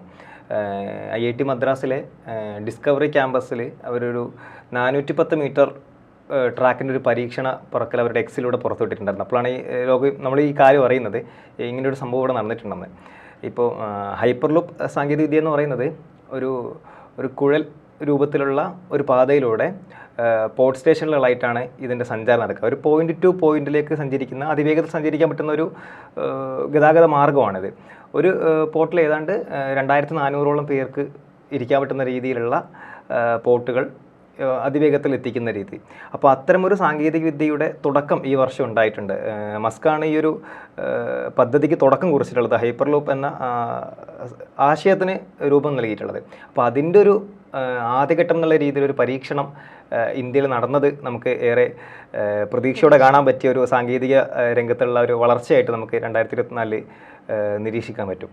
ഇപ്പോൾ മസ്കിനെ പറ്റി പറഞ്ഞപ്പോഴാണ്, അപ്പോൾ ഹൈപ്പർ ലൂപ്പ് എന്ന് പറഞ്ഞ ആശയം മസ്ക് കൊണ്ടുവന്നെങ്കിലും ഈ എലൺ മസ്കിൻ്റെ ഒരു സാങ്കേതിക വിദ്യയിൽ അല്ലെങ്കിൽ ടെക്നോളജിയിൽ മസ്കിൻ്റെ ഒരു മൊണോപ്പൊളിയിലോട്ട് നീങ്ങുകയാണോ എന്നുള്ളൊരു, ലോകം മൊത്തം മസ്കിൻ്റെ കയ്യിലോട്ട് ഒതുങ്ങിപ്പോവുകയാണോ എന്നുള്ളൊരു ഒരു ആശങ്ക 2024 നിലനിൽക്കുന്നുണ്ട്. കാരണം എന്താ വെച്ചാൽ ഇപ്പം ട്രംപിലേക്കുള്ള ഭരണമാറ്റം അമേരിക്കയിൽ നടന്നപ്പോൾ തന്നെ അമേരിക്കയുടെ ഗവൺമെൻറ്റിൻ്റെ അണ്ടറിൽ ട്രംപ് മസ്കിനെ പോസ്റ്റ് ചെയ്യുന്നുണ്ട് അവരുടെ ഗവൺമെൻറ്റിൻ്റെ കാര്യക്ഷമമായ പ്രവർത്തനത്തിന് വേണ്ടി. മസ്കിനെയും ഇന്ത്യൻ വ്യവസായിരുന്ന വിവേക് രാമസ്വാമിനെയും പോസ്റ്റ് ചെയ്യുന്നുണ്ട്. മസ്കിന് വേണ്ടിയിട്ട് തന്നെ ട്രംപ് ഇലക്ട്രിക് വാഹനങ്ങളുടെ ടാക്സ് ഭയങ്കരമായിട്ട് വെട്ടി കുറക്കുന്നുണ്ട്. അപ്പോൾ അതൊക്കെ ഉപകാരം ചെയ്യുന്ന ഈ മസ്കിൻ്റെ ടെസ്ലയ്ക്കാണോ എന്നുള്ള ഒരു കാര്യം മൊത്തം എത്തി നിൽക്കുന്നത് മസ്കിലോട്ടാണ്. പിന്നെ അതുപോലെ ടെലഗ്രാമിൻ്റെ സ്ഥാപകനെ എതിരെ വന്ന കേസ് അറസ്റ്റൊക്കെ ബന്ധപ്പെട്ട് ഒരു സോഷ്യൽ മീഡിയ മൊണോപ്പൊളിയിലോട്ട് ടെക്നോളജി എല്ലാം ട്രംപിലോട്ട് മസ്കിലോട്ട് ചുരുങ്ങുക എന്നുള്ള ഒരു രീതിയിലോട്ട് ലോകം മാറുന്നുണ്ടോ എന്നുള്ളൊരു ആശങ്ക നിലനിൽക്കുന്നുണ്ട്. അപ്പോൾ ശ്യാം പറഞ്ഞ പോലെ മസ്ക് ഒരു മൊണോപ്പൊളിയായി മാറുന്നുണ്ടോ എന്നുള്ളത് വലിയൊരു ചോദ്യമാണ്. കാരണം അതിന് കുറച്ചുകൂടിയും അതേ മാറുന്നുണ്ട് എന്ന രീതിയിലൊരു ഉത്തരം നൽകുന്ന രണ്ട് പരീക്ഷണങ്ങൾ ഈ വർഷം നടന്നിട്ടുണ്ടായിരുന്നു. ഒന്ന് ന്യൂറാലിങ്കാണ്, അതായത് ബ്രെയിൻ കമ്പ്യൂട്ടറെ ഇൻ്റർഫേസായി മാറ്റുന്ന രീതിയിൽ ഒരു ചിപ്പ് നമ്മളെ ബ്രെയിനിൽ കൊടുക്കുക എന്നുള്ള രീതിയാണ്. മനുഷ്യൻ്റെ തലച്ചോറിൻ്റെ പ്രവർത്തനങ്ങളും ഒന്ന് ഉത്തേജിപ്പിക്കുക എന്നൊക്കെയാണ് ഇതിൻ്റെ ഒരു ഉദ്ദേശമായിട്ട് പറയുന്നത്. ആ രീതിയിലേക്കുള്ള പരീക്ഷണങ്ങൾ ഈ വർഷം നടന്നിട്ടുണ്ടായിരുന്നു. അതിന് പിന്നിലും മസ്കിൻ്റെ സ്ഥാപനമാണ് ഈ ഒരു ആശയം മുന്നോട്ട് വെക്കുന്നത്. അതുപോലെ തന്നെ സ്റ്റാർലിങ്ക് എന്ന് പറയുന്ന ഒരു പുതിയ പരീക്ഷണം കൊണ്ടുവന്നിട്ടുണ്ട്. അതായത് ഡയറക്റ്റ് ടു സെൽ എന്ന രീതിയിൽ, അതായത് മറ്റേ സാറ്റലൈറ്റിൽ നിന്ന് ഡയറക്റ്റായിട്ട് നമ്മുടെ ഫോണുകളിലേക്ക് കോളും ഇൻ്റർനെറ്റും കിട്ടുന്ന ഒരു രീതിയിലേക്ക് മാറിയിട്ടുണ്ട്. അപ്പോൾ ഡെഡ് സ്പോട്ട് എന്ന ഒരു സമ്പ്രദായം ഇല്ലാതാകും. നമുക്കറിയാം ഫോണിന് റേഞ്ച് കിട്ടാത്ത കുറേ സ്ഥലങ്ങളുണ്ടാകും. ആ സംഭവം ഇല്ലാതായിട്ട് നേരെ എല്ലാവർക്കും ലോകത്തെ എല്ലാ ഭാഗത്തേക്കും സിഗ്നൽ കിട്ടുന്ന രീതിയിൽ നെറ്റ്വർക്കും കോളും കിട്ടുന്ന രീതിയിലേക്കുള്ള ഒരു പരീക്ഷണം അല്ലെങ്കിൽ ഒരു കണ്ടുപിടുത്തം എന്നുള്ള രീതിയിൽ സ്റ്റാർലിങ്ക് വരുന്നുണ്ട്. അപ്പം ഇതിൻ്റെ മറ്റൊരു സൈഡ് എന്ന് പറയുന്നത് ടെലികോം സ്പേസ് മൊത്തം സ്പേസ് എക്സിന് സഹകരിക്കണം, ആ രീതിയിലേക്കുള്ളൊരു കാര്യം കൂടി വരുന്നുണ്ട്. അപ്പം ലോകത്തുള്ള എല്ലാ ടെലികോം സിസ്റ്റവും മസ്കിൻ്റെ അല്ലെങ്കിൽ സ്പേസ് എക്സിലേക്ക് മാറുന്നൊരു കാര്യം കൂടി ഉണ്ട്. റേസ് ഇപ്പോൾ സാങ്കേതിക വിദ്യയിലുണ്ടായ പുരോഗതിയെക്കുറിച്ച് നമ്മൾ വളരെ വിശദമായി തന്നെ ചർച്ച ചെയ്യുമ്പോഴും ബഹിരാകാശത്തേക്ക് പോയ സുനിത വില്യംസിനെയും സഹയാത്രികനെയും തിരിച്ചു കൊണ്ടുവരാൻ പറ്റുന്ന രീതിയിലേക്ക് നമ്മുടെ സാങ്കേതിക വിദ്യ വളർന്നില്ല എന്നുള്ള കാര്യം കൂടി നമ്മൾ ഓർക്കേണ്ടതുണ്ട്. നമ്മൾ ഒരു വശത്ത് ശാസ്ത്രീയ സാങ്കേതിക രംഗങ്ങളിലൊക്കെ വളരെ പുരോഗതി നേടിക്കൊണ്ടിരിക്കുകയും മറുവശത്ത് വംശീയതയും വിദ്വേഷ പ്രചരണങ്ങളും വർദ്ധിക്കുകയും ചെയ്യുന്നതാണ് കാണാൻ സാധിക്കുന്നത്. 2024 സംബന്ധിച്ചും ഇത്തരത്തിൽ ലോകം മുഴുവനും വംശീയ പ്രചരണങ്ങളും വിദ്വേഷ പ്രചരണങ്ങളും തീവ്രമായൊരവസ്ഥയിലേക്ക് പോകുന്നൊരു സാഹചര്യം ഉണ്ടായിരുന്നു. അത്തരത്തിൽ 2024 വിലയിരുത്തുകയാണെങ്കിൽ എന്തൊക്കെ കാര്യങ്ങൾ നമുക്ക് ഓർക്കാൻ സാധിക്കും ശ്യാമേ? തീർച്ചയായും ഇപ്പം 2024 മുൻ വർഷങ്ങളിൽ എന്ന പോലെ തന്നെ 2024 വംശീയ വിദ്വേഷ പ്രചരണങ്ങളിൽ നിന്ന് ഒട്ടും പുറകിലല്ല എന്ന് തന്നെയാണ് പറയാനുള്ളത്. കാരണം എന്താ വെച്ചാൽ ലോകത്തെമ്പാടും റേസിസവും ക്ലാസ് കോൺഷ്യസ്നെസ്സും നിലനിൽക്കുന്നുണ്ട്. ഞാൻ ഇന്ന വർഗം, നീ ഇന്ന വർഗം, നീ ഇന്ന നിറം എന്ന് പറഞ്ഞിട്ടുള്ള ഒരു വംശീയമായ ഒരു അപരത്വം നിലനിൽക്കുമ്പോൾ തന്നെ ഇന്ത്യയിലേക്ക് വരുമ്പോഴും അതിൻ്റെ ഒരു എക്സ്ട്രീം വെർഷൻ ജാതീയതയായിട്ടും മുസ്ലിം വിരുദ്ധതയായിട്ടും ആദിവാസി വിരുദ്ധതയായിട്ടും എല്ലാം പലതരത്തിലും നിലനിൽക്കുന്നുണ്ട്. അതിൻ്റെ ഒരു ഇപ്പോൾ തെരഞ്ഞെടുപ്പുമായി ബന്ധപ്പെടുത്തി പറയുകയാണെങ്കിൽ തന്നെ ഇത്തരം സാധനങ്ങൾ പോളറൈസ് ചെയ്ത് ഒരു വോട്ട് ബാങ്കാക്കി സൃഷ്ടിച്ച് വെച്ചിരിക്കുകയാണ് ഇന്ത്യയിൽ. മൊത്തത്തിൽ ഒരു വർഗീയ ധ്രുവീകരണം നടത്തിയാൽ അത് വോട്ടായി മാറും എന്നുള്ളൊരു ചിന്ത വലിയ രീതിയിൽ നിലനിൽക്കുന്നുണ്ട്. വോട്ട് ബാങ്ക് ലക്ഷ്യമിട്ട് തന്നെ തെരഞ്ഞെടുപ്പിന് മുന്നോടിയായിട്ട് ഇന്ത്യയിൽ നിരവധി വിദ്വേഷ പ്രചരണങ്ങളും പ്രസംഗങ്ങളും നടന്നിട്ടുണ്ട്. ഇതിൻ്റെ തുടർച്ചയെന്നോണം ആൾക്കൂട്ട ആക്രമണവും മർദ്ദനവും കൊലപാതകത്തിലേക്കും വരെ ഇത്തരം പ്രസംഗങ്ങൾ, കലാപത്തിലേക്കും വരെ ഇത്തരം പ്രസംഗങ്ങളൊക്കെ എത്തിക്കുന്നുണ്ട്. ഇപ്പോൾ നരേന്ദ്രമോദി ആയിക്കോട്ടെ, അമിത്ഷാ ആയിക്കോട്ടെ, യോഗി ആദിത്യനാഥ് ആയിക്കോട്ടെ, സിനിമാ താരങ്ങളായ ഇപ്പം കങ്കണ റാവത്ത് പോലെ ഒരുപാട് BJP അനുകൂല സിനിമാ താരങ്ങളായിക്കോട്ടെ, എല്ലാവരും ഈ ഒരു വിദ്വേഷ പ്രസംഗം പറയുന്നത് ഒരു നോർമൽ കാര്യമായിട്ട് എടുത്തിട്ടുണ്ട്. ഈ തെരഞ്ഞെടുപ്പിനെ സംബന്ധിച്ച് തെരഞ്ഞെടുപ്പ് പ്രചാരണവുമായി ബന്ധപ്പെടുത്തി സംസാരിക്കുമ്പോൾ ആ സമയത്ത് നടന്ന വിദ്വേഷ പ്രചരണങ്ങൾ നോക്കുകയാണെങ്കിൽ ഇന്ത്യയിൽ നേരത്തെ ശ്യാം പറഞ്ഞതുപോലെ വളരെ പ്രധാനപ്പെട്ട നേതാക്കന്മാർ, നരേന്ദ്രമോദി ഉൾപ്പെടെയുള്ളവർ പറഞ്ഞ് പടർത്താൻ ശ്രമിച്ച ഒരു കാര്യമായിരുന്നു മുസ്ലിം ജനസംഖ്യ വർദ്ധിക്കുന്നു എന്നൊരു തരത്തിലുള്ള പോപ്പുലേഷൻ ജിഹാദ്. അത് കൃത്യം ഇലക്ഷൻ്റെ ഒരു നിർണായക ഘട്ടം നടന്നുകൊണ്ടിരിക്കുന്ന സമയത്ത് മെയ് മാസത്തിൽ share of religious minorities A cross country analysis എന്ന് പറയുന്ന ഒരു സ്റ്റഡി കേന്ദ്ര സർക്കാർ പുറത്തുവിടുന്നു. ആ സ്റ്റഡി പ്രകാരം ഹിന്ദു പോപ്പുലേഷൻ ക്രമാതീതമായി കുറയുകയാണെന്നും മുസ്ലിം പോപ്പുലേഷൻ കൂടുകയാണ് എന്നുള്ള തരത്തിലുള്ളൊരു ഫൈൻഡിങ്സ് ഉള്ളൊരു റിപ്പോർട്ടാണ് പുറത്തു വരുന്നത്. എന്നാൽ നമ്മൾ ആലോചിക്കേണ്ട ഒരു കാര്യം എന്ന് വെച്ചാൽ ഇത് ഈ ഒരു പഠനം എന്ന് പറയുന്നത് ഒരു അമേരിക്കൻ ഗവേഷകരുടെ സംഘം കുറേ രാജ്യങ്ങൾ ചേർത്ത് നടത്തിയ ഒരു അനാലിസിസിൻ്റെ ഭാഗമായിട്ടുള്ള ഒരു പഠനം ഡയറക്റ്റ്ലി എടുത്തൊരു റിപ്പോർട്ട് തയ്യാറാക്കിയതാണ്. ഇവിടെ അതുമായി ബന്ധപ്പെട്ട് യാതൊരു പഠനവും നടത്താതൊരു റിപ്പോർട്ട് ഇലക്ഷൻ്റെ സമയത്ത് പുറത്തു വിടുകയാണ് കേന്ദ്ര സർക്കാർ. പക്ഷേ ആ ഒരു കോണ്ടെക്സ്റ്റിൽ നമ്മൾ ആലോചിക്കേണ്ട ഒരു കാര്യം എന്ന് വെച്ചാൽ 2011 വരെയുള്ള പോപ്പുലേഷൻ്റെ സെൻസസ് ഡേറ്റ ഇവിടെ അവൈലബിൾ ആണ്. എന്നിട്ടാണ് നമ്മൾ അത്തരത്തിലൊരു നറേറ്റീവ് ഇവിടെ കൊണ്ടുവരാൻ ശ്രമിക്കുന്നത്. പിന്നെ വേറൊരു ക്വസ്റ്റ്യൻ, ആ ഒരു കോണ്ടെക്സ്റ്റിൽ തന്നെ ഉയർന്നു വരുന്നൊരു ക്വസ്റ്റ്യൻ, 13 വർഷമായിട്ട് എന്തുകൊണ്ട് ഇവിടെ സെൻസസ് നടത്തുന്നില്ല എന്നുള്ളൊരു കാര്യവുമുണ്ട്. അപ്പം ഇത്തരം കാര്യങ്ങൾ വെച്ചുകൊണ്ട് ഇത്തരം നറേറ്റീവുകളും വിദ്വേഷ പ്രചരണങ്ങളും കേന്ദ്ര സർക്കാരിൻ്റെ ഭാഗത്തുനിന്നും BJPയിലെ പ്രധാനപ്പെട്ട നേതാക്കന്മാരുടെ ഭാഗത്തുനിന്നും ഉണ്ടായിരുന്നു ഇലക്ഷൻ്റെ സമയത്ത്. പ്രധാനപ്പെട്ട നേതാക്കന്മാർ തൊട്ട് പാർട്ടി പ്രവർത്തകർ മുതൽ അപ്പൊളിറ്റിക്കലായി ചിന്തിക്കുന്ന മനുഷ്യർ വരെ ഇത്തരം കാര്യങ്ങളിൽ വിശ്വസിച്ച് അല്ലെങ്കിൽ ഇത്തരം പ്രൊപ്പഗണ്ട സാധനങ്ങൾ പരമാവധി ഇപ്പോൾ വാട്സപ്പ് യൂണിവേഴ്സിറ്റി എന്നൊക്കെ പറയുന്ന അത്തരത്തിലുള്ളൊരു പാരലൽ വേൾഡ് എന്ന് പറയാൻ പറ്റില്ല, അതാണ് ഭൂരിപക്ഷം, നമ്മളാണ് ശരിക്കും പാരലൽ എന്ന് പറയേണ്ടി വരും. അപ്പം അത്തരത്തിലൊരു ഇതിലൂടെ അവർ ഷെയർ ചെയ്യപ്പെടുകയും അത് പ്രചരിപ്പിക്കുകയും ചെയ്യുന്നുണ്ട്. അത് ഭയങ്കര ഒരു ഇതുള്ള കാര്യമാണ്. അല്ലെങ്കിൽ ഇപ്പം സിനിമ എന്ന് പറഞ്ഞ മീഡിയത്തിലോട്ട് വന്നാൽ തന്നെ സിനിമ ഒരു പ്രൊപ്പഗണ്ട മീഡിയ ആയിട്ട് യൂസ് ചെയ്യുന്നുണ്ട്. ഇപ്പോൾ 2024 അല്ലെങ്കിൽ പോലും കഴിഞ്ഞ വർഷങ്ങൾ ഇറങ്ങിയ കേരള സ്റ്റോറിയൊക്കെ ഇലക്ഷൻ പ്രമാണിച്ച് ദൂരദർശനിലൂടെ വീണ്ടും ടെലികാസ്റ്റ് ചെയ്യുന്നു. അതുമായിട്ട് ബന്ധപ്പെട്ട് വീണ്ടും ചർച്ചകൾ കൊണ്ടുവരുന്നു. എന്താ പറയുക, കേരളത്തിൽ നിന്ന് ലവ് ജിഹാദ് ഉണ്ടായിട്ട് 3000-ഓളം പെൺകുട്ടികൾ സിറിയയിൽ പോയി, അവിടെ പോയി ഇവിടെ പോയി എന്ന് പറഞ്ഞുള്ള നെറേറ്റീവുകളൊക്കെ വരുന്നുണ്ട്. അതൊക്കെ ഭയങ്കര ഈ ഒരു പ്രൊപ്പഗണ്ട, ഏറ്റവും പോപ്പുലർ ആയിട്ടുള്ള ഒരു മീഡിയത്തിനെ പ്രൊപ്പഗണ്ട പറയാൻ എങ്ങനെ ഉപയോഗിക്കാം എന്നുള്ള ഒരു ചിന്തയിൽ നിന്നാണ് വരുന്നതെന്ന് തോന്നുന്നു. 2024 അതിന് ഒരു മാറ്റം ഉണ്ടായിട്ടില്ല, കൂടിയിട്ടേ ഉള്ളൂ. പക്ഷേ അതിൽ വേറൊരു കാര്യം എന്താ വെച്ചാൽ BJP വിദ്വേഷ പ്രചരണങ്ങൾ നടത്തിയ ഏറ്റവും കൂടുതൽ നടത്തിയ, അതായത് അമിത്ഷായും മോദിയൊക്കെ വന്ന് നടത്തിയ 20ഓളം മണ്ഡലങ്ങളിൽ BJPക്ക് തോൽവിയാണ് ഉണ്ടായിട്ടുള്ളത് ലോക്സഭയിൽ. അപ്പോൾ അതൊരു പോസിറ്റീവായിട്ടും കൂടി കാണാം. ഇനി ഇവിടെ വർഗീയക്കാട് വിലപ്പോവില്ല എന്നുള്ളൊരു ജനങ്ങളുടെ ഒരു തീരുമാനം കൂടിയായിട്ട് അതിന് കാണാം. അതുപോലെ തന്നെ ഫൈസാബാദ്, അയോധ്യ, ബാബരി മസ്ജിദ് പൊളിച്ച് രാമക്ഷേത്രം പണിത മണ്ഡലത്തിൽ BJP കാൻഡിഡേറ്റ് തോൽക്കുകയാണ് ഉണ്ടായിട്ടുള്ളത്. ശ്യാം, ഇപ്പോൾ രാജ്യം മൊത്തമുള്ള കാര്യമാണ് പറഞ്ഞത്. എന്നാൽ നമ്മൾ കേരളത്തിലോട്ട് നോക്കുമ്പോൾ കേരളത്തിലും ഇത്തരത്തിൽ വിദ്വേഷ പ്രചരണങ്ങളും വംശീയതയും ഒക്കെ വളരെ വ്യക്തമായി കണ്ട ഒരുപാട് സംഭവങ്ങൾ 2024 ഉണ്ടായിട്ടുണ്ട്. ഇപ്പോൾ മുനമ്പത്ത് നടന്ന വിഷയമായാലും കാസയുടെ ഇടപെടലുകൾ അതൊക്കെ ശ്രദ്ധിച്ചിരുന്നില്ലേ? തീർച്ചയായിട്ടും. അതായത് ഇപ്പം ഇപ്പം നമ്മൾ പറയും കേരളം പ്രബുദ്ധ കേരളം എന്നുള്ള ഒരു ടാഗ്ലൈൻ കേരളത്തിന് എപ്പോഴും ഉണ്ടെങ്കിലും ഒരു ഭൂരിഭാഗം ഇത്തരത്തിലുള്ള വർഗീയ കാർഡുകൾക്കൊക്കെ ഇപ്പോൾ ഇവിടെ വാലിഡ് ആയിട്ടുള്ള അല്ലെങ്കിൽ ഒരു റെസ്പോൺസ് കിട്ടുന്നുണ്ട്, അല്ലെങ്കിൽ അത് വിശ്വസിച്ച ആളുകൾ പ്രതികരിക്കുന്നുണ്ട് എന്നുള്ളൊരു ദുഃഖകരമായ കാര്യം 2024 നമ്മൾ കണ്ടിട്ടുണ്ട്. ഇപ്പം കാഫിർ സ്ക്രീൻഷോട്ട് ആണെങ്കിൽ അതൊക്കെ ഇലക്ഷനുമായിട്ട് ബന്ധപ്പെട്ട് ഒരു പോളറൈസേഷൻ ഉണ്ടാക്കുക എന്നുള്ള ഒരു ഇതാണ് ഉണ്ടായിട്ടുള്ളത്. CPM ഒക്കെ അത്തരത്തിലുള്ള ഒരു നിലപാടിലോട്ട് പോകുമ്പോൾ അത് ഭയങ്കര ഫാസിസത്തിനെതിരെ എന്ന് പറയുമ്പോഴും ഇവിടെ കാഫിർ സ്ക്രീൻഷോട്ട് പ്രചരിപ്പിക്കുന്നു. എല്ലാത്തിലും മുസ്ലിം വിരുദ്ധത കൊണ്ടായാൽ അത് അത്തരത്തിലുള്ളൊരു മനോഗതിയിലോട്ട് ലോകമെമ്പാടും മാറുന്നതിൻ്റെ ഒരു പ്രതിഫലനം തന്നെയാണ് കേരളത്തിലും കാണുന്നതെന്നാണ് തോന്നുന്നത്. കാസയുടെ കാര്യം തന്നെ എടുക്കണമെങ്കിൽ നിരവധി സന്ദർഭങ്ങളിൽ കാസ വർഗീയ വിഷം തുപ്പിയിട്ടുണ്ട്. ഇപ്പോൾ കാതൽ എന്ന് പറഞ്ഞ സിനിമ ഇറങ്ങിയ സമയത്ത് മമ്മൂട്ടീനെ എന്തുകൊണ്ട് ക്രിസ്ത്യനാക്കി, ഒരു ഗേ ക്യാരക്ടർ അവതരിപ്പിക്കുന്ന ആളെ എന്തുകൊണ്ട് ക്രിസ്ത്യനാക്കി എന്നുള്ള തരത്തിൽ അവിടെയും മറ്റ് അപരവിദ്വേഷം എന്തുകൊണ്ട് മുസ്ലിം ആക്കിയില്ല എന്നുള്ള തരത്തിൽ ഏറ്റവും എന്താ പറയുക ട്രാൻസ്ഫോബിക് ആയിട്ടുള്ള അല്ലെങ്കിൽ ക്യൂർഫോബിക് ആയിട്ടുള്ള നിലപാടുകൾ കാസ പറഞ്ഞിട്ടുണ്ട്. കാസയുടെ നിരവധി ഉദാഹരണങ്ങൾ മുൻപും നമുക്ക് 2024 മുൻപും നമുക്ക് കാണാൻ സാധിക്കാവുന്നതാണ്. കേരളത്തിൽ ജാതീയമായിട്ടുള്ള കാര്യങ്ങളും ഭയങ്കരമായിട്ട് ഉണ്ടാകുന്നുണ്ട്. ഒരു ദലിത് വിദ്യാർത്ഥിയെ കൊണ്ട് സഹപാഠിയുടെ ഛർദിൽ കോരിക്കുന്ന ഇൻസിഡന്റ് വരെ കേരളം ഉണ്ടാവുന്നുണ്ട്. ഇത്തരം വിദ്വേഷ പ്രചരണങ്ങൾക്ക് പോലീസ് നടപടി എടുക്കുന്നില്ല എന്നൊരു കാര്യമുണ്ട്. അത് പോലീസ് സേനയിലുള്ള ഒരു കാവ്യവൽക്കരണത്തിൻ്റെ വലിയ ഉദാഹരണമാണ്. കേരളം ഒരുപാട് ചർച്ച ചെയ്ത വിഷയമാണ്. സമാനമായ ഒരു വിഷയം കാസർഗോഡ് നടന്നിട്ടുണ്ടായിരുന്നു. ഒരു മുസ്ലിം സുഹൃത്തിൻ്റെ കൂടെ ഒരു ഹിന്ദു പെൺകുട്ടി യാത്ര ചെയ്തതിന് പോലീസ് സ്വമേധ കേസെടുക്കുകയും ആ പെൺകുട്ടിയെ വൈദ്യപരിശോധനയ്ക്ക് വിധേയമാക്കുകയും ചെയ്തൊരു സംഭവം ഉണ്ടായിരുന്നു.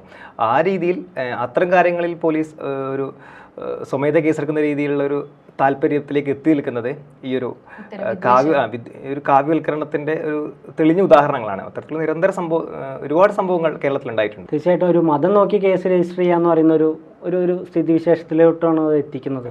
അത് പോലീസിൽ കാവ്യവൽക്കരണത്തിൻ്റെ തെളിവ് മുൻപും 2024 മുൻപും പ്രകടമായിട്ട് കാണുന്നുണ്ട്. ഇപ്പോൾ ADGP അജിത് കുമാറിൻ്റെ ദത്താത്രേയ ഒസവാളായിട്ടുള്ള മീറ്റിംഗ് RSS ജനറൽ സെക്രട്ടറീനെ എന്തുകൊണ്ട് ഒരു കേരള ADGP കണ്ടു എന്നുള്ളത് ഒരു എന്താ പറയുക ഒരു വലിയ ചോദ്യമായിട്ട് പോലും കേരള സമൂഹത്തിന് തോന്നുന്നില്ല. ആ മീറ്റിങ്ങിൽ അസ്വാഭാവികത എന്നാണ് മറുചോദ്യം ഉന്നയിക്കുന്നത്. കേരള പോലീസ് ഭയങ്കര ഒരു കേഡർ സിസ്റ്റമായിട്ട് RSSൻ്റെ മറ്റൊരു കേഡർ സിസ്റ്റമായിട്ട് പോലീസ് സേനയിൽ ഓരോ സംഭവവികാസങ്ങൾ ഉരുത്തിരിഞ്ഞ് വരുന്നുണ്ട്. അതൊക്കെ 2024 കൂടുതൽ വെളിപ്പെട്ട് തുടങ്ങിയത്. അടുത്ത കാലത്തുണ്ടായ ഒരു വിവാദം ഉണ്ടായിരുന്നു. MEX7 എന്നൊരു വാട്സപ്പ് ഗ്രൂപ്പ്. അതൊരു വ്യായാമം ചെയ്യുന്ന ഒരു കൂട്ടായ്മയാണ്. കുറച്ച് വ്യവസായികൾ തുടങ്ങി വെച്ചാണെന്നാണ് പറയപ്പെടുന്നത്. അപ്പോൾ ഇതിന് പിന്നിൽ കണ്ട ഒരു പ്രശ്നം എന്ന് പറയുന്നതിൽ ഇതിൽ കൂടുതലും മുസ്ലിം കമ്മ്യൂണിറ്റിയിൽ നിന്ന് വരുന്ന ആളുകളാണ് കൂടുന്നത് എന്നുള്ളൊരു പ്രശ്നം കൊണ്ട് ഇത് തീവ്രവാദ സംഘടനകളാണെന്ന രീതിയിലൊരു പ്രചാരണം PFI ബന്ധം വെക്കുന്നുണ്ടെന്ന് പഴയ സിമിക്കാരുടെ ഒരു പുതിയ രൂപമാണ് MEX7 എന്ന രീതിയിലൊക്കെ പ്രചരണങ്ങളുണ്ടായിരുന്നു. ആ രീതിയിലേക്ക് ഒരു കമ്മ്യൂണിറ്റിയിൽ നിന്നുള്ള ആളുകളൊന്ന് ഒത്തുകൂടുമ്പോഴേക്ക് അല്ല അവർ സംസാരിക്കുമ്പോഴേക്ക് ഇത് വലിയ തീവ്രവാദമാണ് എന്ന രീതിയിൽ വരെ ചിന്തിച്ച് തുടങ്ങുന്ന ഇവിടുത്തെ ഇടതുപക്ഷം പോലും ആ ഒരു പ്രചരണത്തിന് ഭാഗമായി എന്നുള്ളൊരു കാഴ്ച നമ്മൾ കണ്ടിട്ടുണ്ടായിരുന്നു. ഈ വിദ്വേഷ പ്രശ്നങ്ങൾക്ക് നോർമലൈസ് ചെയ്യപ്പെട്ടതിൻ്റെ ഒരു ദുരന്തം എന്നത് ഇതായിട്ട് നമുക്ക് കണക്ട് ചെയ്യാൻ പറ്റും. ആളുകൾക്ക് ഇതിന് ആ രീതിയിൽ കണ്ടു തുടങ്ങിയ ഒരു കാഴ്ച കൂടി നമ്മൾ 2024 അവസാന കാലഘട്ടത്തിൽ കണ്ടിട്ടുണ്ടായിരുന്നു. അതുപോലെ തന്നെ കേരള സർക്കാർ ഇപ്പോൾ പലസ്തീൻ അനുകൂല നിലപാടാണ് സ്വീകരിക്കുന്നതെങ്കിൽ പോലും ആഭ്യന്തര വകുപ്പിനുള്ളിൽ തന്നെ ഈ പലസ്തീൻ അനുകൂല സമരങ്ങൾ ഉണ്ടാകുന്ന പ്രതിഷേധങ്ങൾ ഉണ്ടാകുന്നതിനൊക്കെ അതിനെതിരെ കേസെടുക്കുന്ന സംഭവങ്ങളും 2024 സംഭവിച്ചിട്ടുണ്ട്. അപ്പോൾ ഇത് ആഭ്യന്തര വകുപ്പിനുള്ളിൽ നിലനിൽക്കുന്ന കാവ്യവൽക്കരണത്തിന്റെ മറ്റൊരു ഉദാഹരണം തന്നെയാണെന്ന് പറയാൻ പറ്റും. അതെ, തെരഞ്ഞെടുത്ത പ്രമേയങ്ങളുടെ അടിസ്ഥാനത്തിൽ നമ്മൾ ഓരോരുത്തരും 2024 വിലയിരുത്തിയിരിക്കുകയാണ്. എന്നാൽ 2024 വിലയിരുത്തുമ്പോൾ വളരെ പ്രതീക്ഷ നൽകുന്ന കാര്യങ്ങൾ ഈ പറഞ്ഞ പ്രമേയങ്ങളിലൊന്നും നമുക്ക് കാണാൻ സാധിച്ചില്ലെന്ന് പറയേണ്ടി വരും. എന്നാൽ തന്നെയും ചെറിയ പ്രതീക്ഷ നൽകുന്ന പല സംഭവങ്ങളും ഉണ്ടായൊരു വർഷം കൂടിയായിരുന്നു 2024. പ്രത്യേകിച്ച് മലയാള സിനിമാ മേഖലയുമായി ബന്ധപ്പെട്ട് 2024 പുറത്തു വന്ന ഹേമ കമ്മീഷൻ റിപ്പോർട്ടിന്റെ കാര്യം എടുത്തു പറയേണ്ടതുണ്ട് എന്ന് തോന്നുന്നു. 2017 മുതൽ നിരന്തരമായ ഒരു പരിശ്രമങ്ങൾക്കൊടുവിലാണ് 2024 ആ റിപ്പോർട്ട് പുറത്തു വരുന്നത്. അതുപോലെ തന്നെ കാലാവസ്ഥാ വ്യതിയാനവുമായി സംസാരിച്ച സമയത്ത് സ്നേഹ പറഞ്ഞിരുന്നു സോനം വാങ്ചുക്കിന്റെ കാര്യം. ലഡാക്ക് നേരിടുന്ന കാലാവസ്ഥ പ്രശ്നങ്ങൾ സംബന്ധിച്ചും സ്വയംഭരണത്തിനും വേണ്ടിയിട്ട് സോനം വാങ്ചുക്കും ഒരു ഭാഗം ആൾക്കാരും ചേർന്ന് നടത്തിയ അവരുടെ ഒരു നിരന്തര സമരങ്ങൾക്കൊടുവിൽ കേന്ദ്ര സർക്കാർ സംസാരിക്കാൻ തയ്യാറായിരിക്കുകയാണ്. അത് വളരെ പ്രതീക്ഷ നൽകുന്ന ഒരു കാര്യമാണ്. മറ്റൊന്ന് ഷാമും റെയ്സും നേരത്തെ സൂചിപ്പിച്ച യുദ്ധങ്ങളും വംശീയതയും വിദ്വേഷ പ്രചരണങ്ങളും ഒക്കെ നിലനിൽക്കുമ്പോഴും ലോകരാജ്യങ്ങൾ ഉൾപ്പെടെ എല്ലായിടത്തും ഒരു പ്രതിരോധം രൂപപ്പെടുന്നുണ്ട്. അതിപ്പോൾ പലസ്തീൻ്റെ കാര്യം നോക്കിയാലും ഇത്രയേറെ പ്രശ്നങ്ങൾ അനുഭവിക്കുമ്പോഴും പലസ്തീൻ ജനത കാണിക്കുന്ന ആ ഒരു പ്രതിരോധം നമുക്ക് 2025 നോക്കുമ്പോൾ ഒരു പ്രതീക്ഷ നൽകുന്ന കാര്യമാണ്. മറ്റൊന്ന്, നമ്മുടെ രാജ്യം നേരിട്ട തിരഞ്ഞെടുപ്പിനെ കുറിച്ച് സംസാരിക്കുമ്പോൾ നമ്മൾ എടുത്തു പറയേണ്ട ഒരു കാര്യം, BJPക്ക് ഒരു കേവല ഭൂരിപക്ഷം ഒറ്റ പാർട്ടി എന്ന നിലയിൽ നേടാൻ സാധിച്ചില്ല എന്നുള്ളതും പ്രതീക്ഷ നൽകുന്ന ഒരു കാര്യമാണ്. പ്രത്യേകിച്ച് ഇന്ത്യ മുന്നണിക്ക് ഇന്ത്യയിലുള്ള ജനങ്ങളുടെ ഭാഗത്തു നിന്നും സിവിൽ സൊസൈറ്റിയുടെ ഭാഗത്തു നിന്നും കിട്ടിയ ഒരു പിന്തുണയുണ്ടല്ലോ, ആ പിന്തുണ ഒരു ജനകീയ മുന്നേറ്റം എന്ന രീതിയിൽ തന്നെ നമ്മൾ അഡ്രസ്സ് ചെയ്യേണ്ടതുണ്ട്. ചെറുതെങ്കിലും ഇത്തരം ജനകീയ മുന്നേറ്റങ്ങളിൽ പ്രതീക്ഷ അർപ്പിച്ചുകൊണ്ട് നമുക്ക് 2025 കടക്കാം.